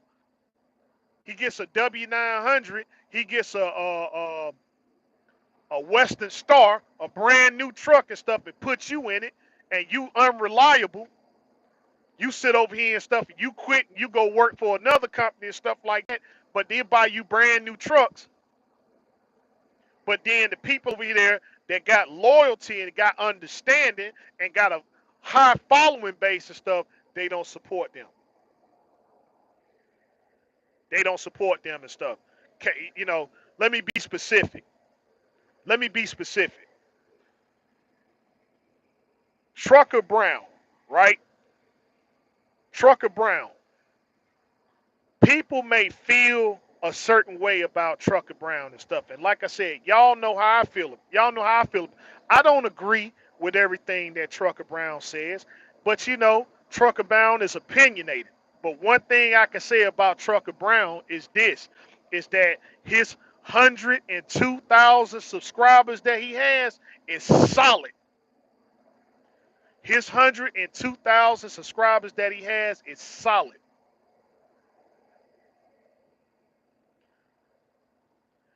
Meanwhile, people that ain't got a high subscribe base and stuff, people like Little Guy, right? Little Guy had Little Guy has what, maybe 60,000 subscribers? But I'm saying everywhere he went, he always had support. He always had support and stuff. Now, Little Guy goes every place he go, he always get brand new equipment. In other words, he gets sponsorship. Because of what? Because he's a well-known individual on social media. So is Trucker Brown. Let me put something else out there. Let me put something else out there. Trucker Brown is the PewDiePie. Trucker Brown is the PewDiePie of trucking social media. Hey, Trucker Brown is the PewDiePie of trucker social media, which means that when whenever you think about trucking social media, first person comes up, Trucker Brown. The only reason why stuff is he don't get the support is because the algorithms does support it. The algorithm does support his content, even though his content is even though his content is not counterproductive. Even though his content is not counterproductive, he don't do a lot of antics and stuff like that. And if he do it, it's very small. But I'm saying 102. This man's supposed to have over 1 million subscribers, easy. This man's supposed to have over 1 million subscribers, easy. But that got the person that got half the subscribe base get more to support. Because when Trucker Brown was at RST, Chris never got him a new truck. Chris never got him a new truck and stuff, despite the fact that Trucker Brown was more popular. So I'm saying I understand how Trucker Brown feels about being an own operator, but just think about it. This man at the time and stuff, he had 80,000 subscribers at the time. He was at RST. 80,000 solid committed subscribers and stuff. Now, what if Chris would have went over there and gave Trucker Brown that same support and say, well, look, I know you want to do the own operator thing, right? So let me go over here and get you a brand new truck and stuff and put your channel content and everything and stuff on the truck and stuff. And then every now and again, you give me a shout out. Every now and again, you give me a shout out because you got a big subscribe base, you got a big support base, right? I'll go ahead and pay you.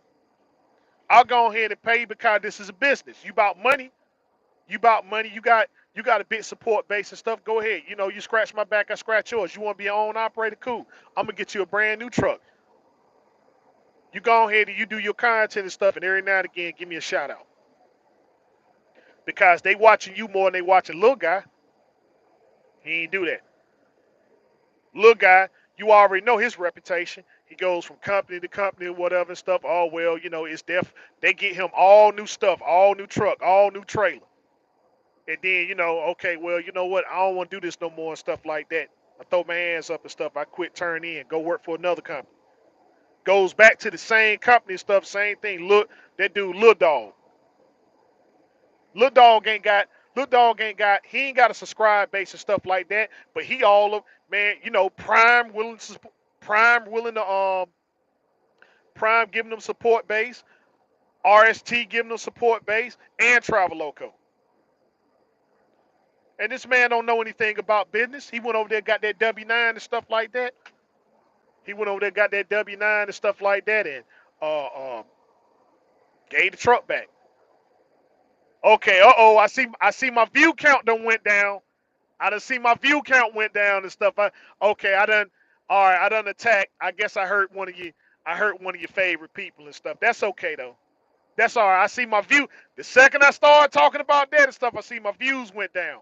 Okay, I get it. I mean, I get it. But you know, people know what it is.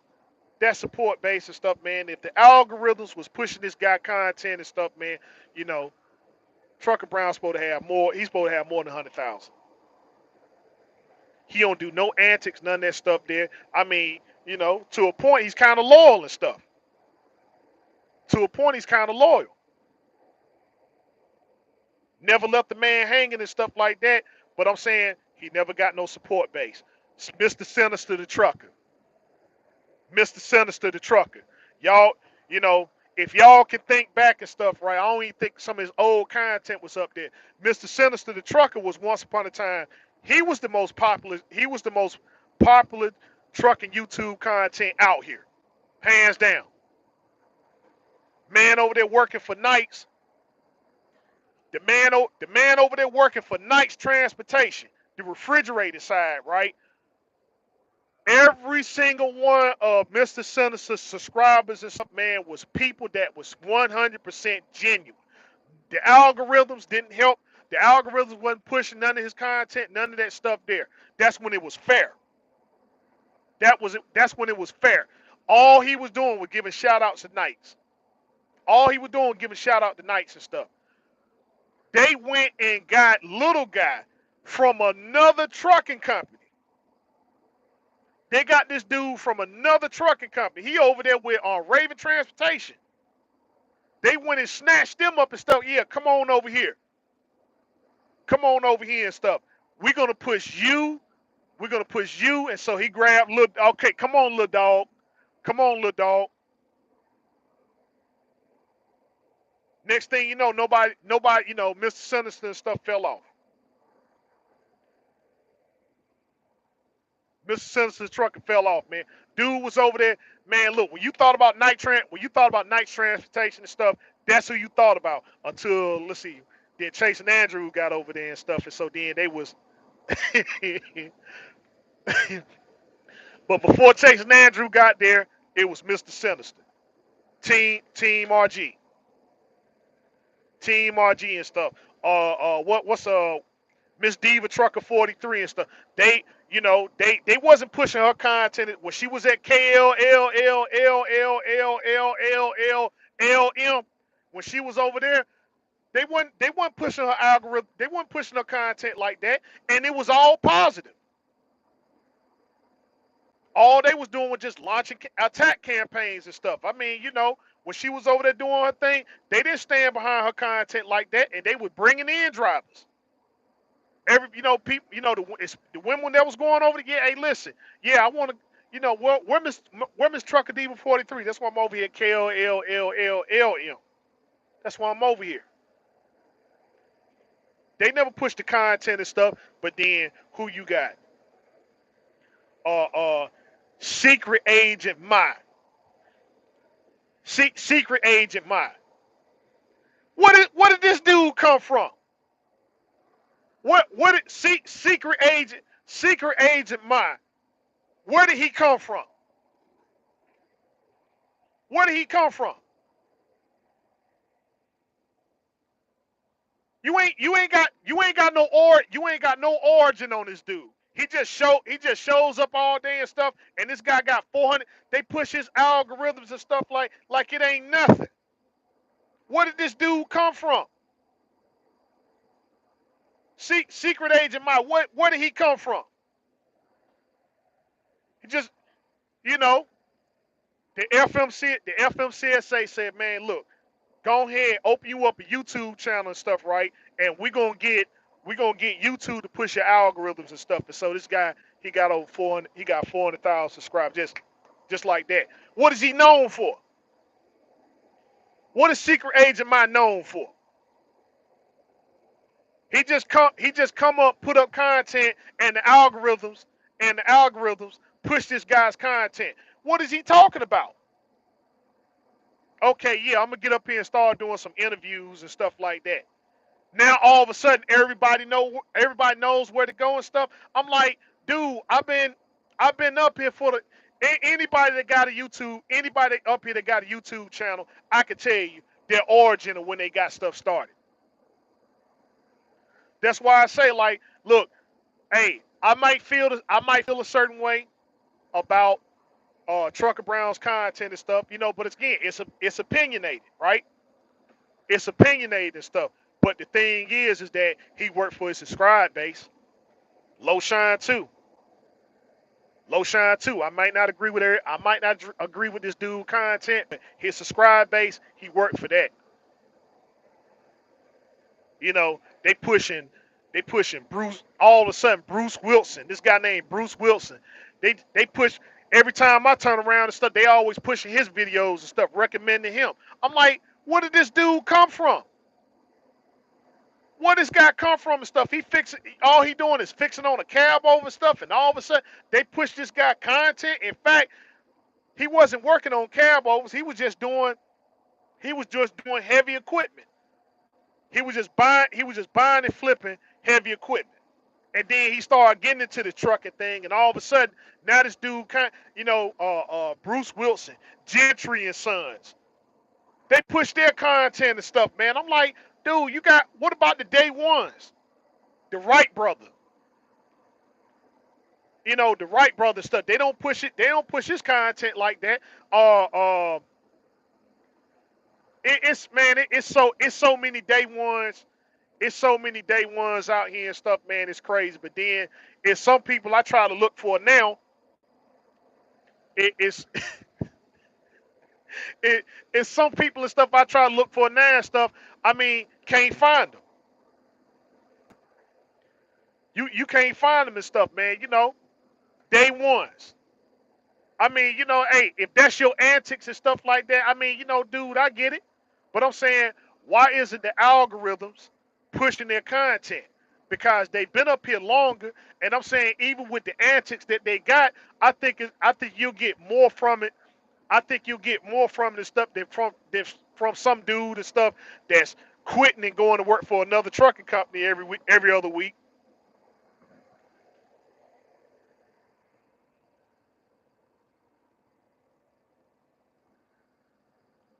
You know what I'm saying? So if they would have gave Trucker Brown that support base and stuff that he deserved, I'm like, you know, but you already know that the fix is in, right? Because the same dude that I'm talking about, like, now, Low Shine had trucks over here with Prime, right? So you're doing business with Prime. You're doing business with RST.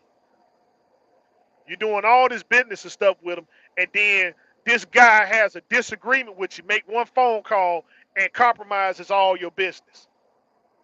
He makes one phone, don't even work, doesn't even work for him.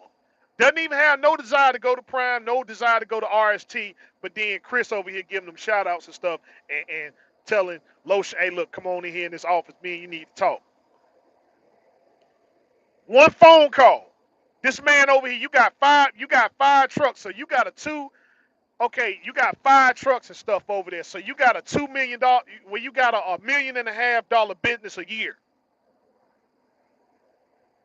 You got $1.5 million business a year, and a person that ain't got a truck, he ain't got a truck doing recruiting videos and stuff, right? They made a position over. Don't even drive a truck no more. Make one phone call and compromises his business. Yeah, hey, Trucker Brown, hey, look, you need to come on in here. Come on in here. Y'all need to sit down. We need to talk about. We need, Little Dog. He called me and stuff. He don't like some of the content y'all posting. He don't like some of the content y'all posting. This man got 25. This man got what? 25,000 subscribers, and you over here messing with a 80,000 subscribers one, 60,000 subscribers on the other. People going over here to the company because of content that's being produced by Trucker Brown and Low Shine. And the man won't even give him no sponsorship. So you know that the fix is in and stuff. See, they want you doing, like, like super ego and stuff. Give them free shout outs. Give them free shout outs and stuff like that. But they not trying to do anything and stuff to help your business overall. They ain't gonna help your business. They ain't gonna help your content.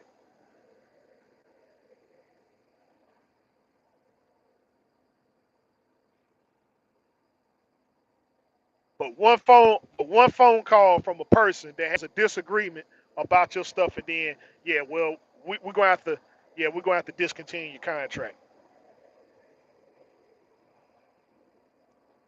And you over there making a million and a half. You over there making $1.5 million gross a year. $1.5 million gross.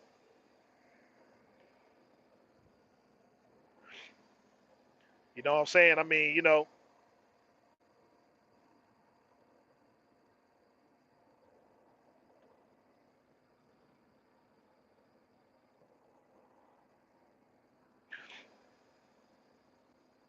man gets 10 trucks.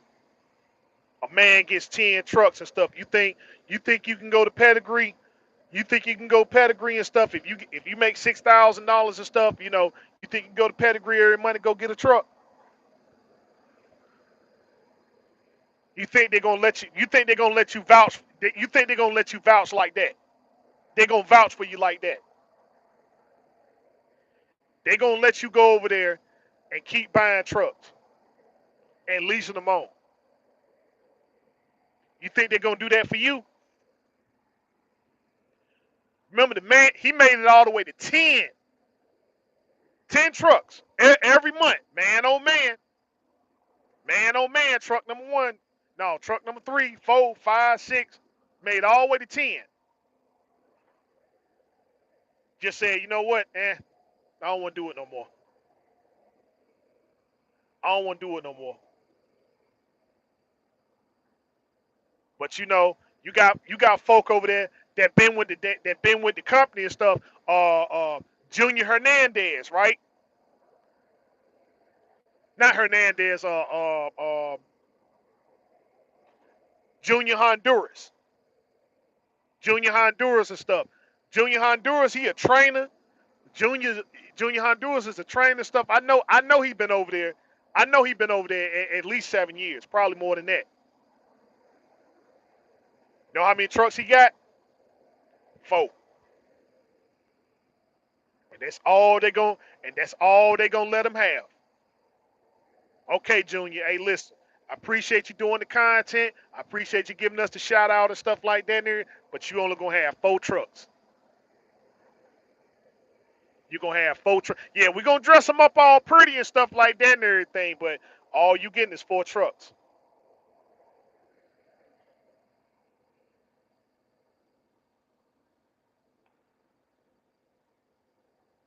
And make no mistake about it. Make no mistake about it. I see Woody, he back. If Woody wanted to do that again, he could. If Woody wanted to go back to RS2, if he wanted to go back to RST and get 10 more trucks, they'll let him do it. They'll let him do it in a heartbeat.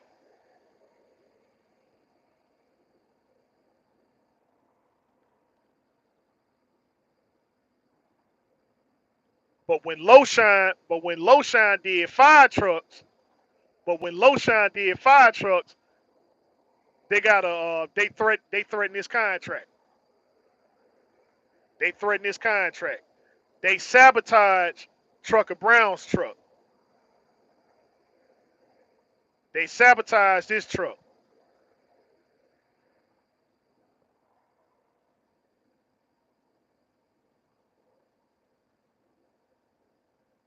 So just understand the business that you in.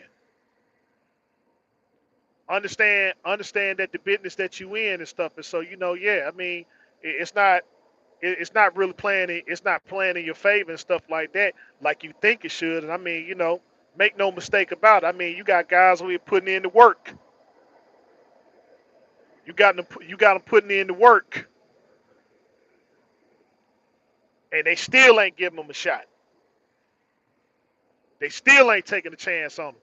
Man, somebody when you got 100,000 subscribers and stuff, everybody's supposed to be jumping that trucker brand. Hey, look, come on over here. Everybody's supposed to be everybody's supposed to be at this man doorstep, beating his door down, say, hey, drive for us. Hey, you want to do the own operator thing? Huh? What kind of truck you want? W9, Peterbilt, brand new. Come on over here. Just give us a shout out. What do you mean when they sabotage? What do you mean when they sabotage his truck? When when he got that truck, when when he was at RST, when he was at RST and stuff, and he got his lease was up, and so he went and got a freight line and stuff, right? He got a freight line and stuff and jumped in the lease program, and then all of us, the dude go to sleep, and then he wake up in the morning, somebody cut his death line, somebody cut his death line. Um, when when this man had to go, when this man had to go hire a lawyer, when this man had to go hire a lawyer because dude kept making a phone call because he kept making phone calls and stuff harassing him, trying to get the dude fired. So he had to send a cease and desist. Now he can get Trucker Brown called into the office with a phone call, but Trucker Brown got to hire a lawyer. They got to hire a lawyer to get this dude to back up.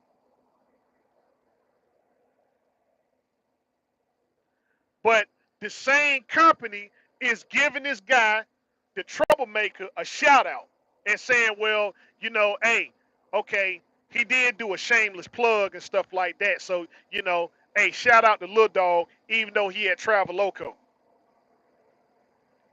Oh, he back at RST now?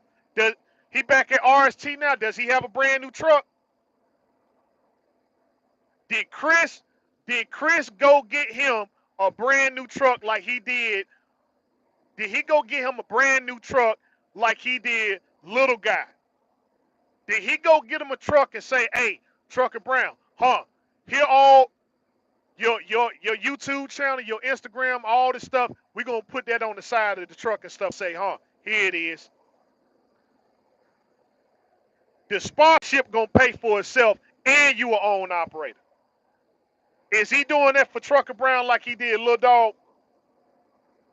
I mean, Little Guy.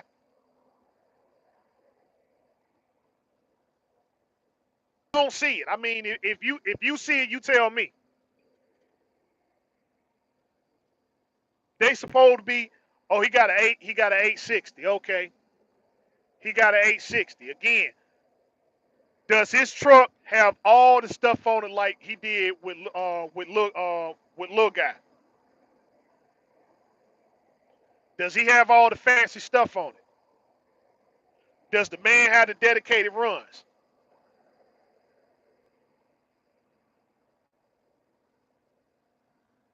Hold on, what you got? How did Loshan get around the thread to his trucks? Okay, a deal. I ain't understand it. I ain't really understand that question. How did Loshan get around the thread to his trucks? Why did why did that happen? Um, yeah, I ain't really understanding. I ain't really understand that question there.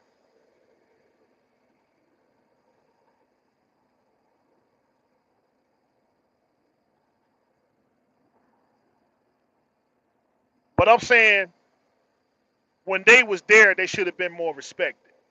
That's the thing there. When they was there, they should have been more respected. Man should have instantly thrown sponsorship behind them. Should have instantly thrown sponsorship card when they went to RST. Like I said, that's why everybody went to RST.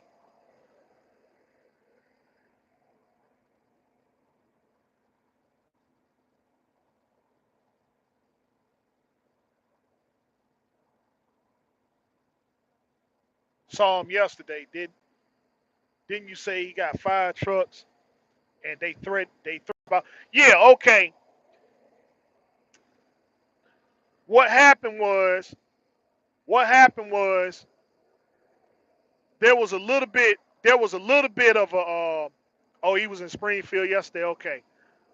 So what? So what happened with? So what happened with Loshan and stuff? Right.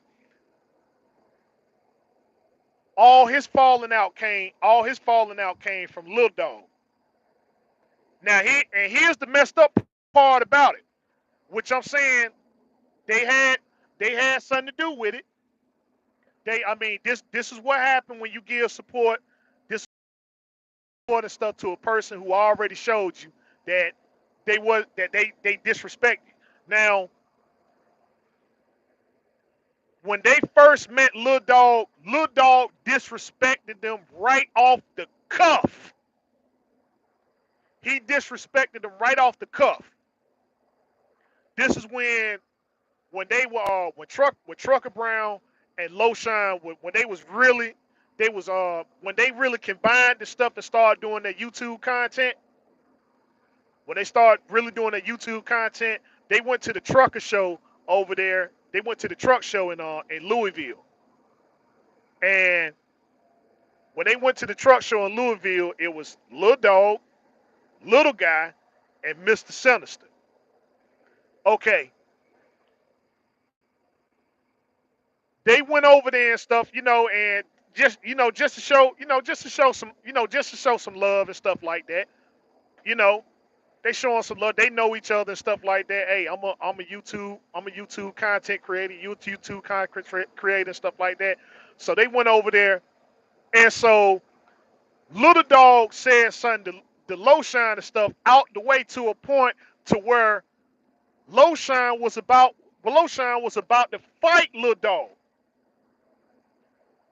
Look, when they were about to get into a fight, and the only person that stopped it was Sinister. The only person that stopped it was Sinister. Sinister stepped in, and got the whole thing. They got the whole thing and stuff quashed later on. But for it not to go as far as it did, it took Sinister to have to intervene and stuff to say, hey, look, you know, he started speaking up for Lil Dog, right? Now, then they started chasing this dude down to do content and stuff with him.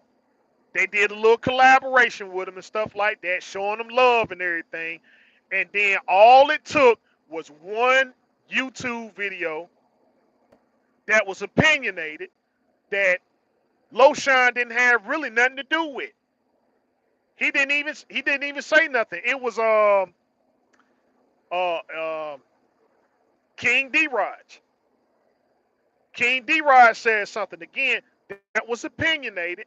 He said, "This is totally how I feel about it. This is how I feel about it." But they did the interview and stuff like that, and so what Lil Dog did, he took that and he started attacking Trucker Brown and Loshan because of what King D Rod said.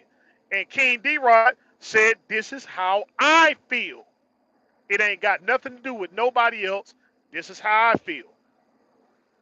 And then the messed up part, like, and Trucker Brown even said, he was like, "Dude, you know, there might be some falling out because of what you said, right?" And so he said it again. He like, "Dude, this is how I feel about it.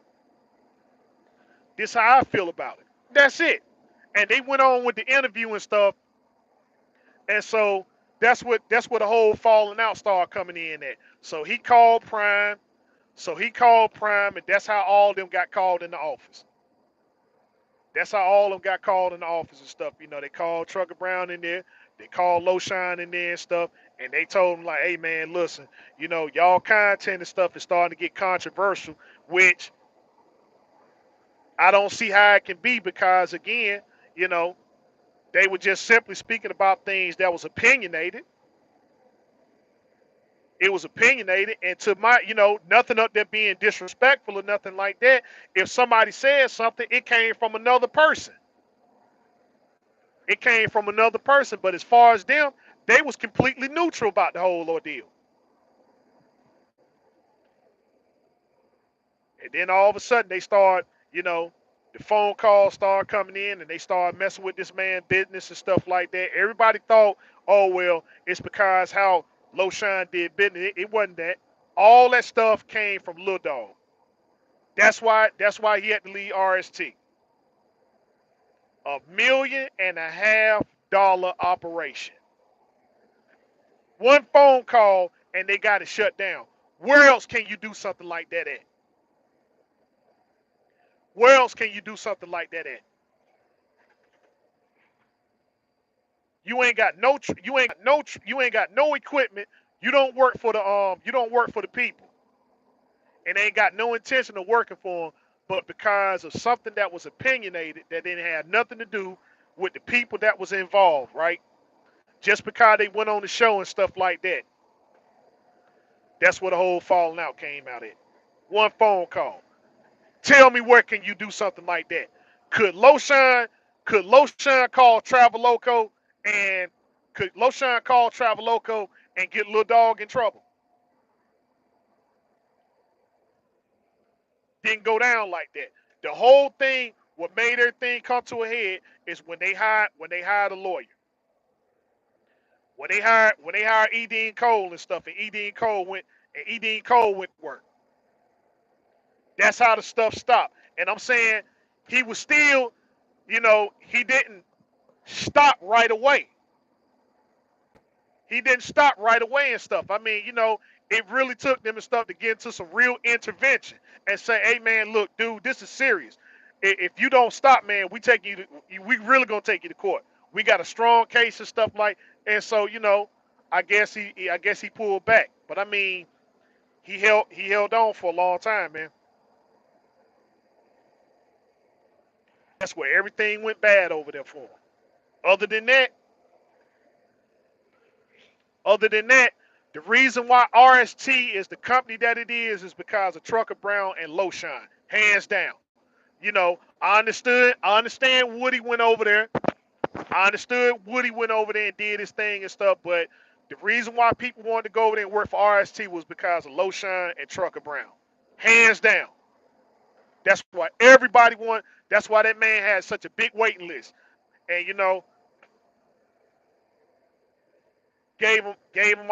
gave him shout outs and stuff like that.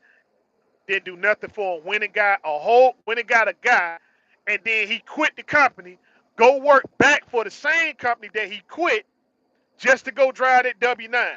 They ain't say, "Hey man, okay, little dog, little guy, um, get one of these Freightliners, these Peterbilts and stuff like that." No,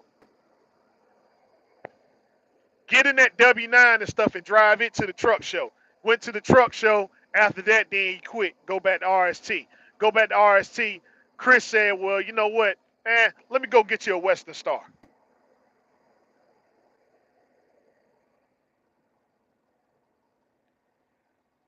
Oh, how did he do the mail run? Because he had to leave RST.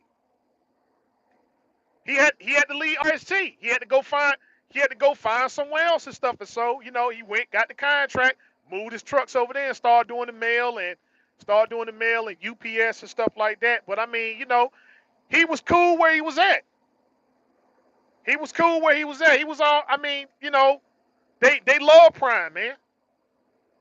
They love Prime and stuff. And so I mean they couldn't but Chris had something a little bit better, and that's where they went. Chris had a better operation and stuff for him, and so that's where they went. But that's how his old operation fell apart, man. Dude had to get a lawyer to get this nobody to stop messing with him.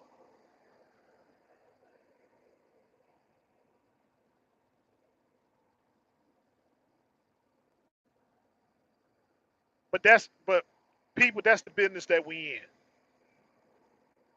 That's the business that we in. You can go over here. You can be as productive as you want to be. You can understand the business. You can sit there you can have $1.5 million operation, $1.5 million operation a year, and some nobody can call and with one phone call and stuff, man, shut the whole thing down.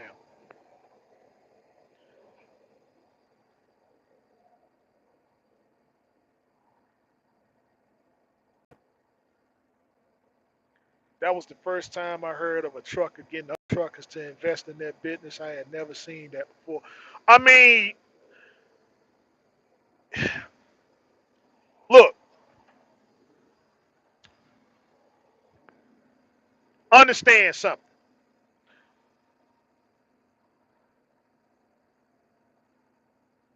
To monetize, yeah, that's what social media is about. Is about monetizing your content.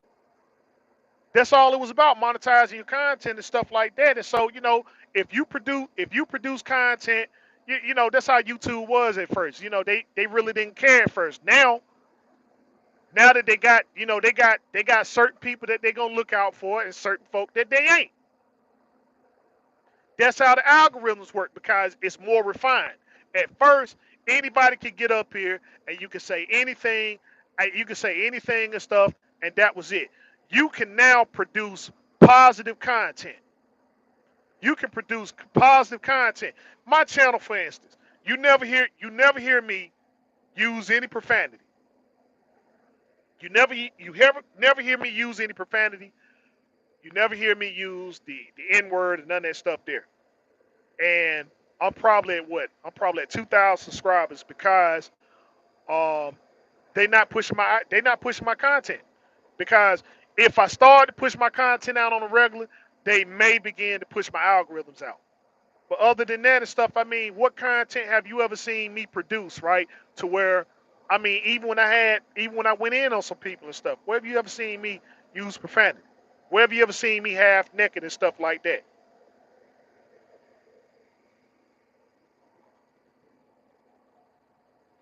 Nothing that I do up here is counterproductive, but yet at the same time, the algorithm doesn't push me.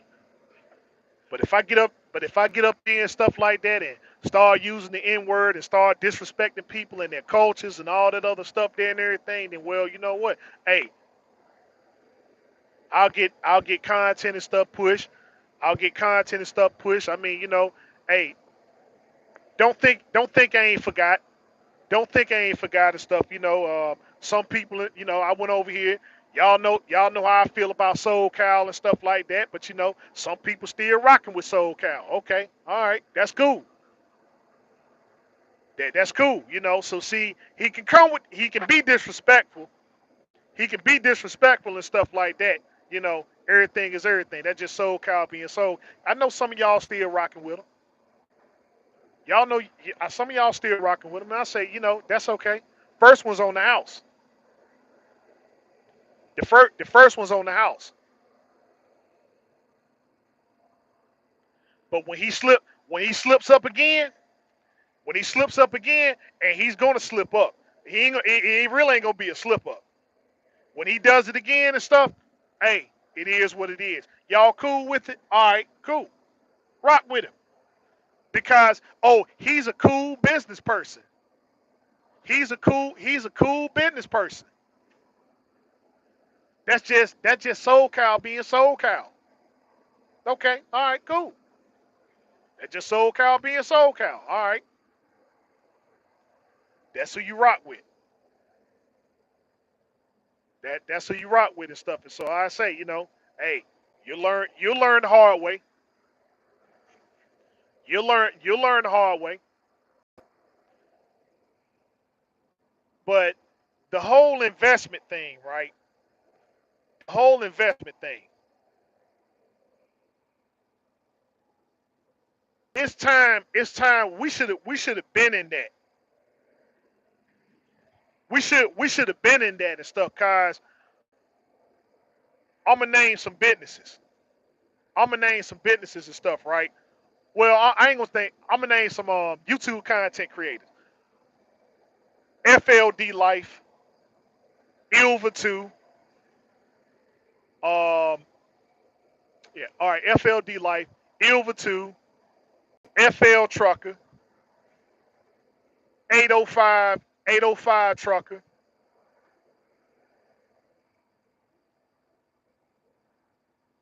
What do they all have in common?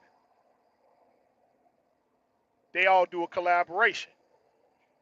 They all do a collaboration, and they do a collaboration to a point to where they're in business. So they got sponsor. They got sponsorship. They got sponsorship. 3 years ago, nobody knew who. Nobody. I ain't gonna say nobody knew. 3 years ago, Dominguez Ironworks wasn't as popular as they were now. Dominguez Ironworks is nationwide.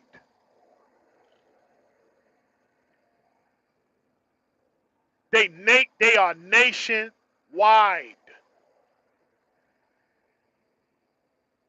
Miami Star. Miami Star is nationwide now. They nationwide now because they get together, they invest, they get together, they invest, and everybody, you know what I'm saying? They got sponsorship with them, dude.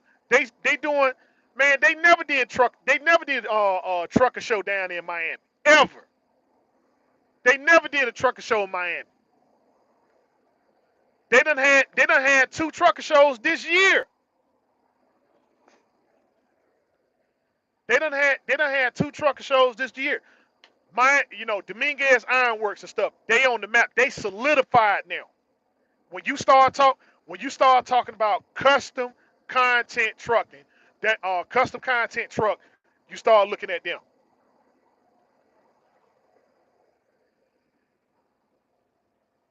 Everybody's going down. Everybody's going down to Florida.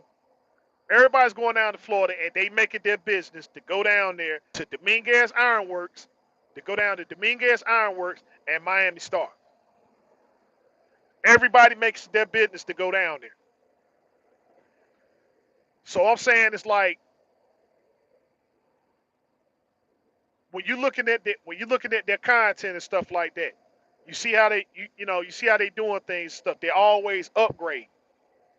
They always upgrade. They always doing better than what they did last year. They keep the same truck, but they keep the same truck and stuff, but the truck is always doing better than what it was last year. You know, now they over there in Houston doing collaborations over there in Houston. What's my man name?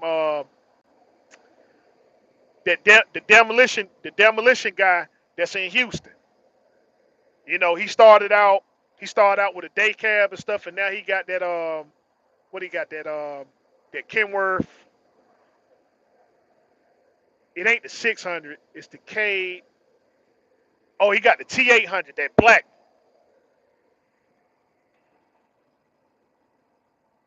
Right. You see what I'm saying? But I'm saying it wasn't always like that. Go back to their videos. Go back to their videos 5 years ago.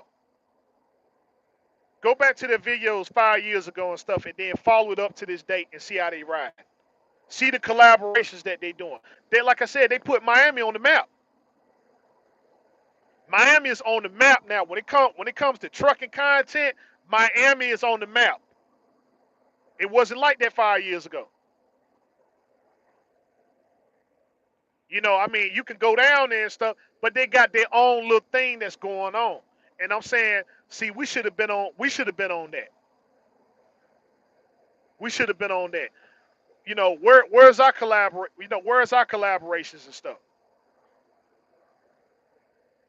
Where's our custom shops that we can go to? Cause don't get me wrong. I mean, you can go to the place if you speak the language. You can go to the place if you speak the language, but it's a language barrier there. And I'm saying, I mean, hey, it is what it is. It is what it is and stuff. But I mean, they not changing it up. They saying, well, look, hey, we still on the map, despite the fact that we don't have to speak English. I'm gonna go get a translator.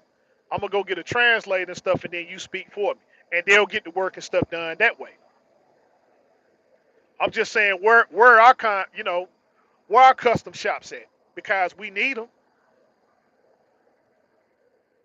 In fact, like I said, our whole collaboration team and stuff, man. I mean, dude, they got contracts. They ain't run off those spot market. They got contracts. They got contracts and stuff, man. I mean, so they doing that stuff and it's solidified. It's solidified and stuff. But you talking about the best we can do and stuff is super ego, and the best we can do is super ego and VL trucking and what's this other company?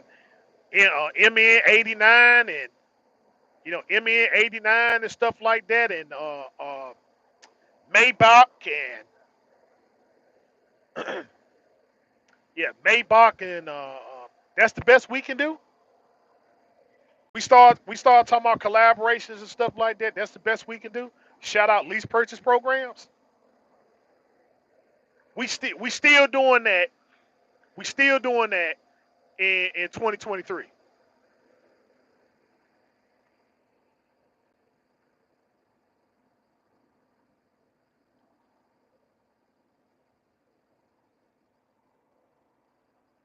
So we know what the problem. So we know what the problem is. It's now time. It's now time to start implementing a solution. It's now time to start implementing solution stuff. And I'm just saying. I'm generalizing now because I already know my part. I'm gonna do. I already know my part. I'm gonna do and stuff. And so once it's launched and stuff, man, I'm just asking. Hey, look, it's time to either step. Hey, it's time to. It's either time to step up or step on.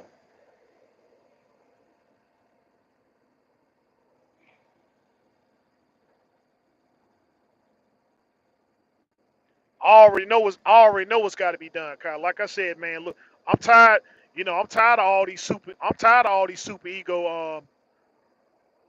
Super ego and Maybach and all this stuff. And you talking about, man, somebody come up as somebody lease purchase program, and then we know that the program and stuff is gonna fail. We know the program and stuff gonna fail and stuff, and then yet we still falling in step with that. We still falling in step with it and everything.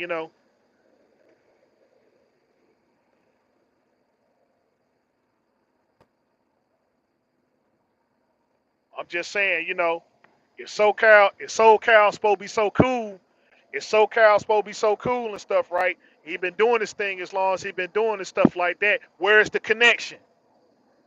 Where's the connects? Because you see what he doing, you see what he doing and stuff, but where is he putting you on? Where is he putting you on and stuff? And so, you know, over there causing distinction. He over there causing distinction and stuff, one against another. But who is he against? And then you let this man in your mix. You let this man in your mix to talk against another person and stuff that you know that's down.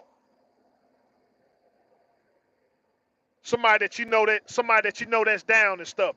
Remember when SoCal when he first got out here and stuff, he was in a raggedy tail T2000. That's how he got started. He was in a busted up, beat up T2000. That's how he got started. Look how he ride now.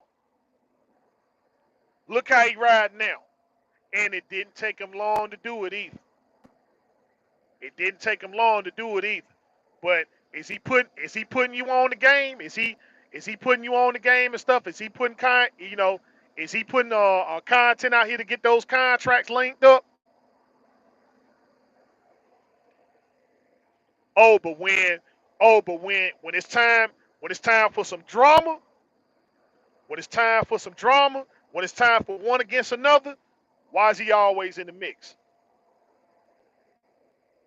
When it's time for one against another and everything, hey, uh, uh, my man Josh, you know, my man Josh, we know what's going on with Josh. We know what's going on with Josh and stuff, but I'm just saying, you know, little people get in the mix and stuff to try to keep things and stuff going. We know what Josh's problem is. We know what Josh's problem is and stuff. But here's the thing though, when the stuff was going down, when it was going down with Lil Dog and Lil Guy, and Ike Stevens, You know, where was Soul Cal? Where was Soul Cal at to fan the flames over there? What was he at to fan the flames over there? Man was MIA. He was MIA and stuff. You know, so I'm just saying you keep that in mind. You keep that in mind and stuff, right? When we start talking about business, when we start talking about business and stuff, I mean, where is he at? But when the drama and stuff start coming around, when the drama start coming around, who's front and center? Who's front and center? You keep that in mind. And so, like I said, look how he started out. Look at what he doing now. But he ain't gonna let you in on that business. He ain't gonna let you in on that business. But when we up here and we got distinction and fighting amongst one another and everything, who's always in the mix. But he cool though. He cool though. Soul Cal, he cool. He cool people.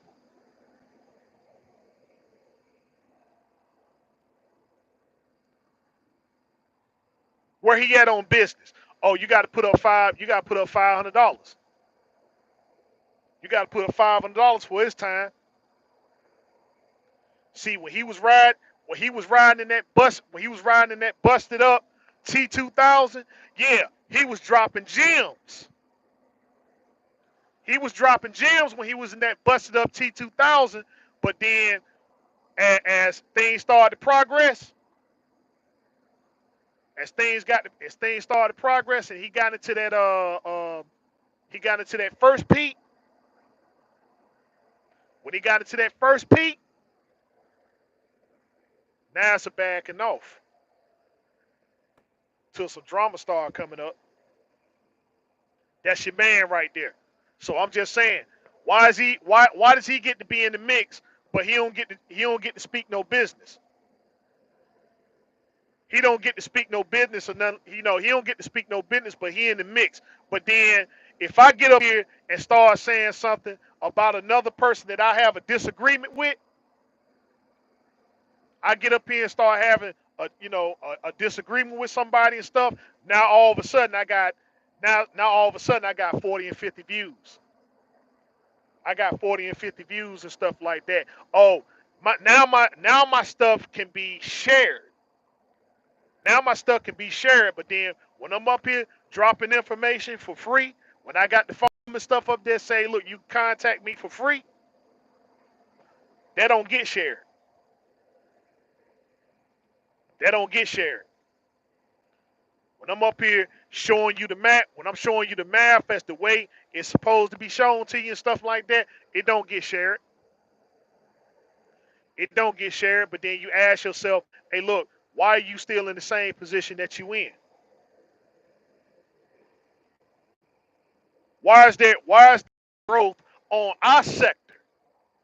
On our sector of the business and stuff, why it ain't no growth? But then if there is some growth, here come the sabotage, here come the phone calls. Now we got to find out what he leased on to. We got to find out what he leased on to. We got to call the FMCSA.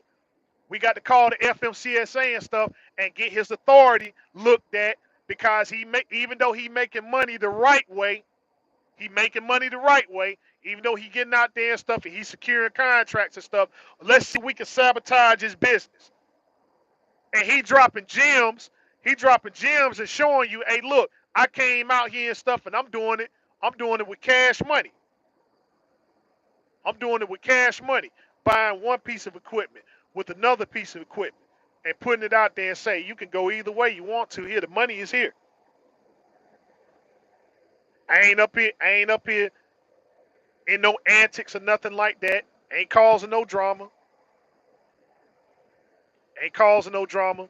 But I'm just saying, it's funny that now all of a sudden, people start looking at you mysteriously.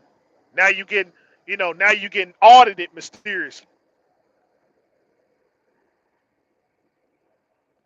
Who have who ask yourself the question, who has the inside like that? Who has the inside like that except people who already know? Yeah, I do a collab. Yeah, I do a collab with you and all that stuff there. But I'm gonna keep the drama and stuff going. I'm gonna keep the drama and stuff going. But you don't see that in no other sector. When when Gentry and Son, when his barn burned up, Gentry and Son, when his barn burned up and stuff, man, he got support everywhere. He ain't had to put up no go. He ain't had to put up no GoFundMe or nothing like that. When people seen his barn burned up, man, everybody came. You know, everybody knew what time it was and stuff. Everybody that rocked with him, huh? Everybody that rocked with him, they knew what time it was and stuff. And so, you know, they got everything all cleaned up and stuff like that. I mean, heck, ready to put stuff together. They gonna make sure his business and stuff is good. Where the audit and all that stuff at? When Bruce Wilson got caught up in all that receiving stolen goods and stuff like that,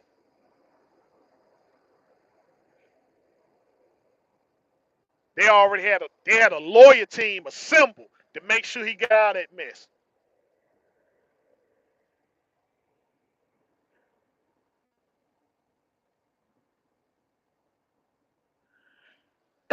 Okay,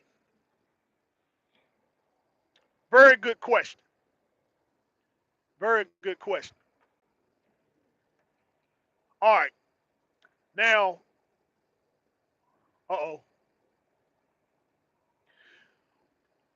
yeah, what you say?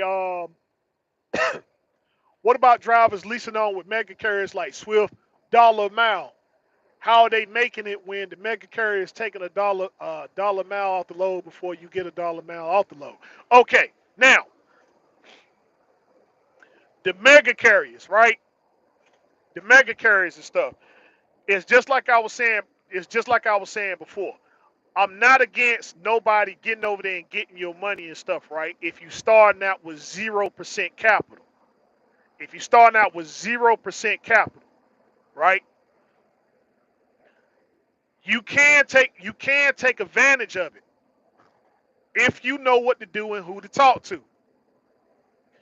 If you go in there under the concept, if you go in there under the concept that you just trying to make more money, or you trying to be a boss but don't understand what it means to be a boss, the makings of a boss, if you go in under those false pretenses, you ain't gonna make it.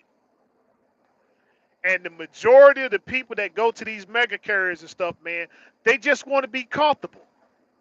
They just want to be comfortable and stuff. They want to make a little bit of money, but they want to be comfortable. What am I saying is that I'll drive the truck, but that's all I want to do. That's all I want to do. Hey, I'm going that question right there, LLC or S corp and stuff. I got some content on the way and stuff because I got to dedicate a whole segment to LLC and S corp. So that's coming. That's coming. But when you go to Swift, when you go to the mega carriers and stuff like, use the business for what it's for. Hey, it's just like going to Rent America. It's just like going to Rent America. If you ain't got to go to Rent America, don't go to Rent America. But if you got to go because you got to have a bed to sleep on, if it's one thing when it's just yourself, right? It's one thing if it's just yourself. But if you got children, you got kids and stuff like that, no, the air mattress and stuff like that, use the business for what it's for, right? All right, to have you're gonna have to go through some momentary discomfort in order to have some ultimate comfortability. The problem is when you get over there and you when you go to Rent America, they charge you 50% interest, right? But you got low payments. But then you got low payments, and okay, just get them the money, pay them every week and stuff, and you still keep the big screen TV or the bed and all the other stuff there. So if it's something that you absolutely have to do, remember that you're going in with the content of trying to get your money. You want your money a little bit faster, right? You want your money a little bit faster. So don't go over there with the intention of getting comfortable. Guys get over there, get them lease trucks. First thing they do, go into the chrome shop. They got to go to Blue Beacon. They got to go get the wheels and stuff polished. You should go in there, get everything that you need, and really, if you grind it like you're supposed to have everything in 6 months. You're supposed to have everything. You're supposed to have everything you need in 6 months. It's just like going to the gym. I'm big and I'm fat. I'm big and fat. But you know that you got, but you know to get slim and trim, you got to start hitting them weights and stuff, right? So things are going to be a little bit harder for you at first. But you got to stay focused on the goal. But I'm saying if you get comfortable in it's never going to be any growth.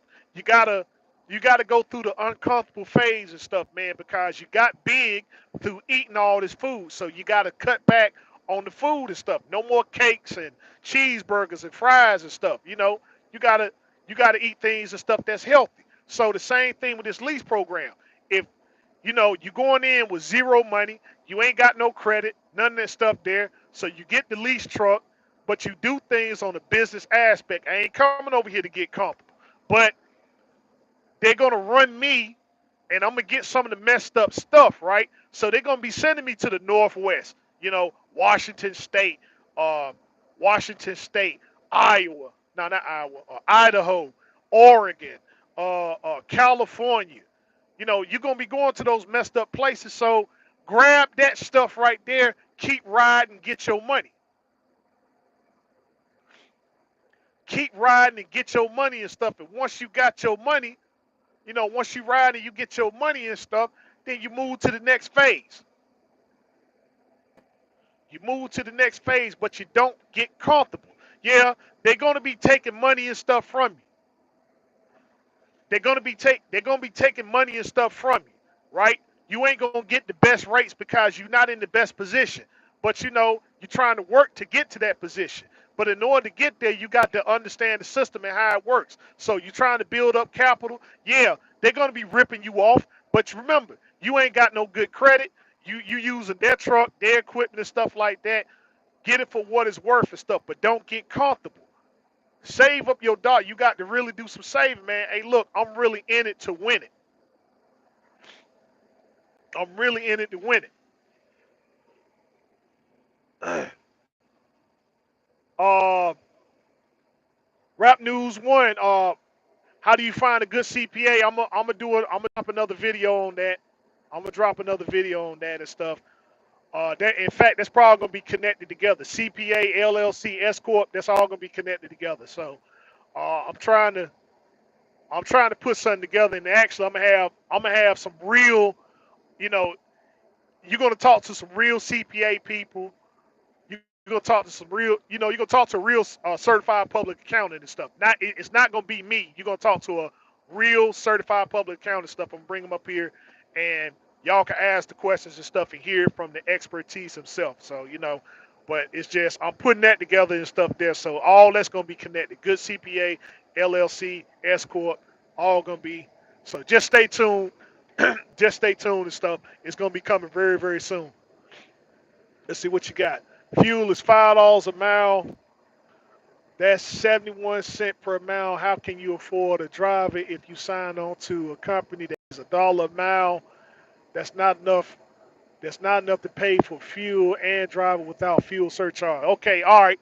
Yeah, well, if you trying to build a fleet, you're trying to get comfortable. If you're trying to build a fleet, you're trying to get comfortable. Remember what I said. You're going over there to get the basic package. You're going over there to get the basic package and stuff. And I'm saying, like, seriously, you should set your money and stuff, man. If I say 6 months, and stuff, man, I'm like, dude, you should have, when everything's said and done, you should be walking out there with $60,000 in your account. You should have $60,000 in your account. If you ain't got $60,000 in 6 months of working over there and stuff, you wasted your time. You wasted your time. You played games the entire time. A year will really set yourself straight, but I'm saying 6 months should be all you need. 6 months should be all you need and stuff. And I'm saying, $60,000, that's really a low end. That's really a low end and stuff, but that gives you a chance and stuff. Like there's gonna be some screwing up and stuff that you're gonna do. You're gonna make mistakes and stuff, and so I'm taking all that into accountability. But I mean, if that's where you got to go, if that's where you got to go to get your money up, to get your weight up and stuff, then that's what you do. You go over there and go, you know. But just don't get caught up in all the little nonsense. You know, learn when payroll starts, when it ends. You know, and get all your stuff in between there. You shouldn't be going home. I told people that.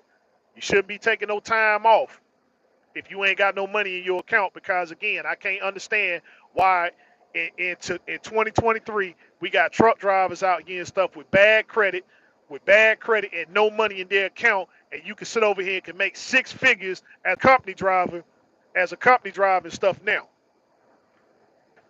I can understand other sectors of business, but I'm saying as doesn't matter what sector you get into. If you're a company driver, lease, if you're an own operator, it should be no reason why you have any kind of financial difficulties out here, other than the fact that you just made the transition into trucking. What's a better way of running your business in the beginning? Buying a used truck from a used. Uh,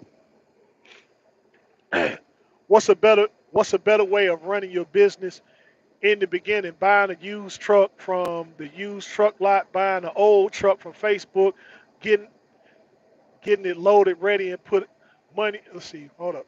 Getting it load ready or putting the money down on a new truck. Okay,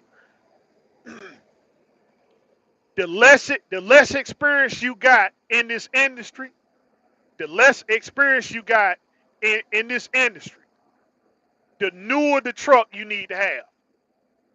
The lesser experience that you have in this industry, the newer truck you need to have. Because everything consists on learning, right? If you got the new truck, when things begin to go down in the new truck, you'll have the time and the energy to learn these things and stuff. Now, the more experience you have, the more experience you have, the older truck you can get. You can get it from anywhere. You can get a used truck. You can buy one from Facebook Market. You can buy one from Facebook Market. Um, the better experience that you have, because when you see the truck on Facebook Market and they selling the truck for say $10,000, he's selling the truck for $10,000. Um, okay, yeah, the holding companies, that's all gonna be covered. That's all gonna be covered and stuff. Yeah, that's gonna be covered. Um, the less experience you have, the newer the truck you need to get, because as things go down, you're gonna begin to learn. If you ain't got no experience and then you go buy a cash truck, you don't know what's wrong with it. So if you take it to the shop and they may tell you, you might have bought the truck, you might have bought the truck and stuff, but then the truck may need a turbo.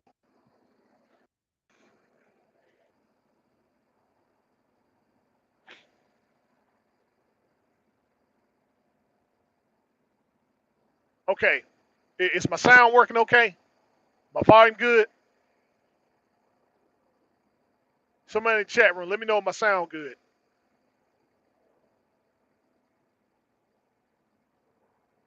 Okay, all right, cool. All right, okay, cool. All right, so if you got a truck, all right, you ain't got no experience. Yeah, you ain't got no experience. You go buy a truck off Facebook Market. You probably bought it for about 10 grand, right? Or you probably bought it for 10 grand and stuff. Now you looking at the price of the truck and saying, okay, I got it for a good price. But because of you being inexperienced, you don't know what's wrong with the truck. So you got the truck for $10,000, but then you take it to the shop and then they come back with a bill and stuff and they say, well, look, all right, to get everything up and running in this truck, right, like it's supposed to, you're gonna spend about $50,000. You're gonna spend about $50,000 and stuff to get the truck and stuff right. So that means that you didn't get a good deal. You didn't get a good deal and stuff. But if he hands you, but if you don't know what's wrong with the truck, you might just go and spend the $50,000. and you might not have needed in that stuff. So when you take the truck in there and you have a conversation with them, they kind of know where you stand. They kind of know where you stand when you take the truck to them. First of all, if you go to the dealership, they already know. Okay, yeah, he has absolutely no clue about what's going on with his truck, other than the fact if it's brand new, right? Then yeah, okay, I brought the truck because it's new and it's under warranty, right? But if you take and say you buy a Cascadia, you buy an '09 Cascadia, and then you take it to the dealership and you want their opinion on, now you want them to go through and find out what's going on with the truck, yeah, they're gonna come back with a $50,000, $60,000 bill and stuff and say, well, yeah, all right, these are all the things you need in order to get the truck and stuff fixed. Now, if you got experience and you buy that same '09 Cascadia, okay, what are some things you need to look for? Well, is it is the truck is the truck emissions modified? How many miles and stuff on it? What was wrong with it? Why you parked it and stuff like that? And so you already know what the truck needs and stuff like that. You put the money and stuff into it, and then it's ready to go. But that comes with knowledge and understanding of knowing what the truck and everything that it needs. If you don't have that, then yeah, you go the new route and then you learn these things and stuff as it goes. So by the time that new truck is 5 years old and paid for, oh, you got all the knowledge you need to know about it. You don't fix everything that need to break down in the truck. You broke down and you learn all your lessons. Like, well, yeah, I took the truck over here, got it fixed here. I got ripped off here. I should have took it over here and stuff. And then you learn your lessons as you go. So, yeah, getting the cash truck up, like that's for people who got an understanding, or they got good mentorship. Somebody that I might not know nothing, right? But I got a mentor that's going to tell me everything that I need and stuff, right, to get my truck working the way it's supposed to and stuff. And they're going to work with me every step of the way to let me know and give me an understanding about this used truck. So if you got that, then yeah, you can go that route. But the less understanding you have, the newer the truck you need to get.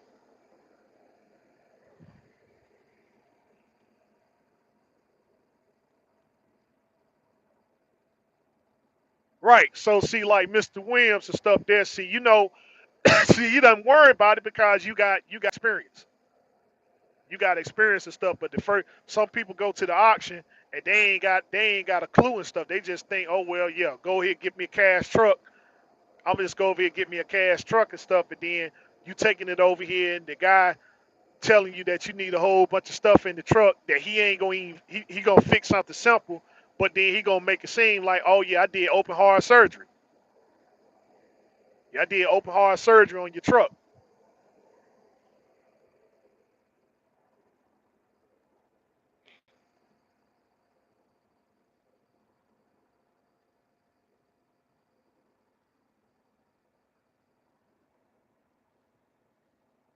Oh, if you got 100,000, man, if you got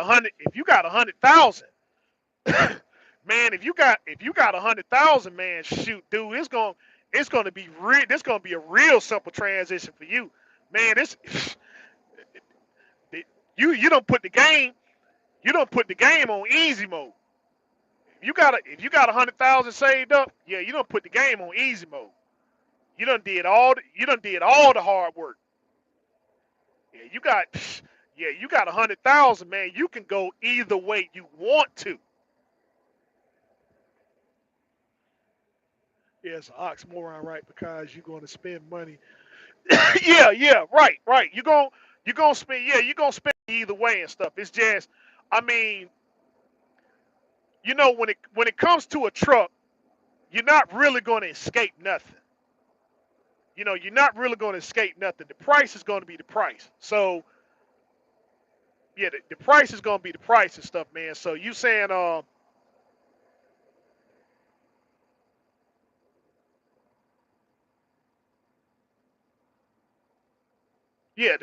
price going to be the price. So you might get a used truck. You might get a used truck and stuff with a blown engine in it and stuff, right? Like, well, all right, I got the truck for about 8, 9. I got the truck for about 8, 9 grand, but the truck got blown mold and stuff like that. So which way am I going to go? So in frame, you know, okay, if the engine can be in frame, stuff like that, so then you just go get the parts and everything. And so, it just depends on, do I want to put some more power into it? Do I want to put some more power into it? So, in the end, you probably got about 30,000. You probably got about 30,000 when everything's said and done. So, or you could have just went and bought the truck for 30,000 and just been straight that way.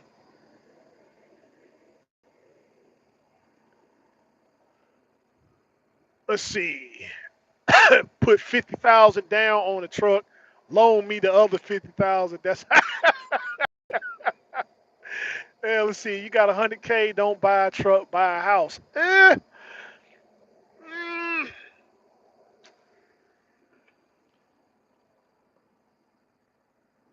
yeah. It's several ways. It's several ways to do it. It's several ways to do it and stuff, man. I mean, hmm, it all, like I said, it all depends. I mean, if I would say get the truck first. I would say get the truck first, cause the 100,000 and stuff, man. That came through grinding and stuff like that, and then whatever time you got put into it. So I'm just saying I'm sticking strictly truck and stuff. I ain't no housing expert or none of that stuff. There, it's just if you got 100,000, man. If you got 100,000 and you ready to put it into business, then dude, hey, the return is gonna be very quick. The return is gonna be very quick and stuff, and you got a solid safety net. You got a solid safety net. I say the only way you can fail is if you just take the money and start spending it frivolously, you know. But if you got that, man, hey dude, you ready for any contingency out here.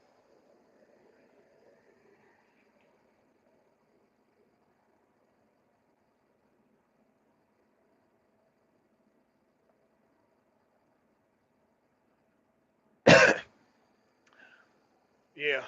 So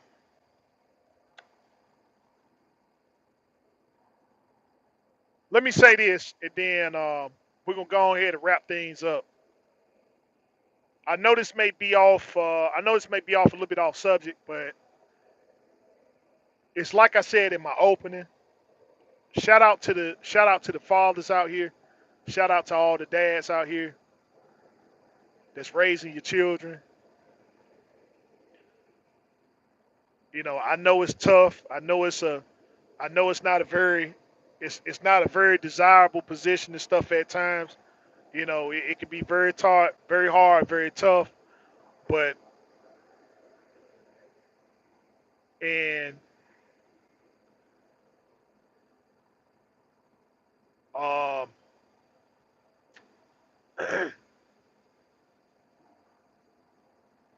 it's I grow like I said, I growed up with I was raised by my dad, and so I was raised by my dad and stuff like that. I mean, I understand that um, that some people may not have that some people may not have that privilege of being raised by their father or even having a father in their life and stuff, man. And so I'm hoping to everybody that I'm speaking to up here and stuff are men. I'm hoping that everybody I'm speaking to up here are men, and I hope that men, as you being men and stuff, man, that you're responsible, that you could be the most responsible person that you could be and stuff, because you know having fathers in our lives and stuff really do matter. And I think every I think every single minute of every day and stuff that I was able to have my father in my life and stuff.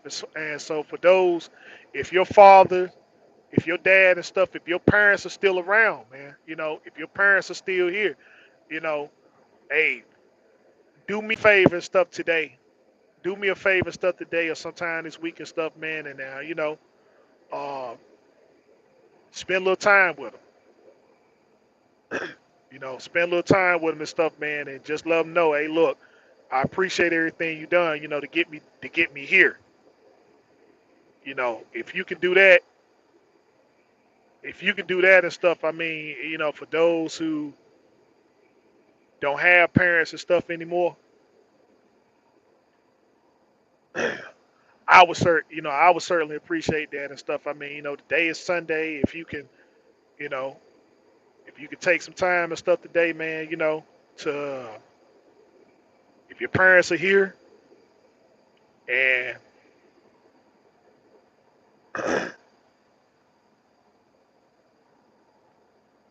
if they're here and you know, if you can do it, do it. And I guess don't make me twist your arm and stuff, right? Don't make me twist your arm and stuff. I'm just saying I'm talking from a position. I'm talking from a position of you know not having my parents and stuff anymore. So I do miss them. I do miss them, and I think about them. I think about them constantly. But I'm glad that they were in my life. I'm glad I had a mother and a father, that they wasn't taken from me, violently or nothing like that. I was able to see them come and see them go. And, you know, but to those who still have parents here and to those of you that are parents and stuff, man, just let y'all, y'all appreciate it. I think, you know, I'll speak from the side of your children and stuff, man, is that, dude, you may not think that what you're doing is effective, but it is. You may not think what you're doing is effective and stuff like that. Maybe you ain't hearing it from your children and stuff, or you may not be hearing it from your significant other, or whatever. But I'm saying from an outside and stuff to all my fathers out there, to all my parents out there, what y'all do matters. It matters greatly and stuff. And I mean, if you're there for your children and you're doing the very best that you can, hey, shout out to you. I know it get difficult. I know it get tough. Man, just hang in there, fight the good fight because fight the good fight and stuff, man, because what you do matters and it will have an effect. It will have a very profound effect on your children. So, don't let nobody tell you any different. Don't let nobody tell you any different. What you do is appreciated because you are all your children got in this world. You their first line and probably their only line of protection. And that means everything and stuff. I know we take a lot of this stuff for granted, but dude, I mean, to the parents out here and stuff, to your dads out here and stuff, man. Hey, look, thank y'all for everything that you do for your children. Stay behind them, support them. Remember what you doing and stuff, man, is for your children. Don't let nobody discourage you or tell you any different. Cause we don't talk about this enough. We don't hear it enough and stuff. I know it's completely off subject or whatever, but man, look. Shout out to all of you that are fathers. Shout out to you that are dads and stuff, man. Continue to do what you gotta do. It's just like what Gus said in Breaking Bad. Like, look, a man provides even when it's not wanted, liked, or appreciated. A man provides because he's a man. Appreciate every single thing that you do. Continue to put up the good fight, man. And with that being said, and stuff, I mean, I guess I dedicate this. Yeah, so I dedicate this live feed right here to my dad,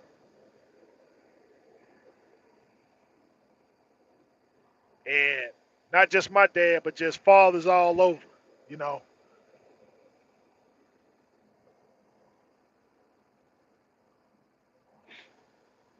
thank you for giving me the wisdom and the knowledge and stuff, man, to share. You know, to share this information with you guys. I hope that it was helpful. Uh, my information and stuff is on. My personal information and stuff is on my YouTube page. Text me first. Let me know. Text me first. Let me know who you are. Let me know what the subject matter is and stuff. And so that way I can get prepared. I'll call you back and we go in a constructive dialogue. Also, hit me up on my Instagram page, Rhode Island Red Rooster 22. Rhode Island Red Rooster 22 on Instagram. I'm always posting up things about my 2013 Freightliner Cascadia. And with that being said, it's your man right here, the one, the only, that beautiful Rhode Island Red Rooster, telling you as always, continue to your research, fact finding studies, harness on your skills every day. And I appreciate every one of y'all and stuff, man, for being up here and giving me your time and stuff to drop this knowledge. Y'all be safe, be easy. Peace out.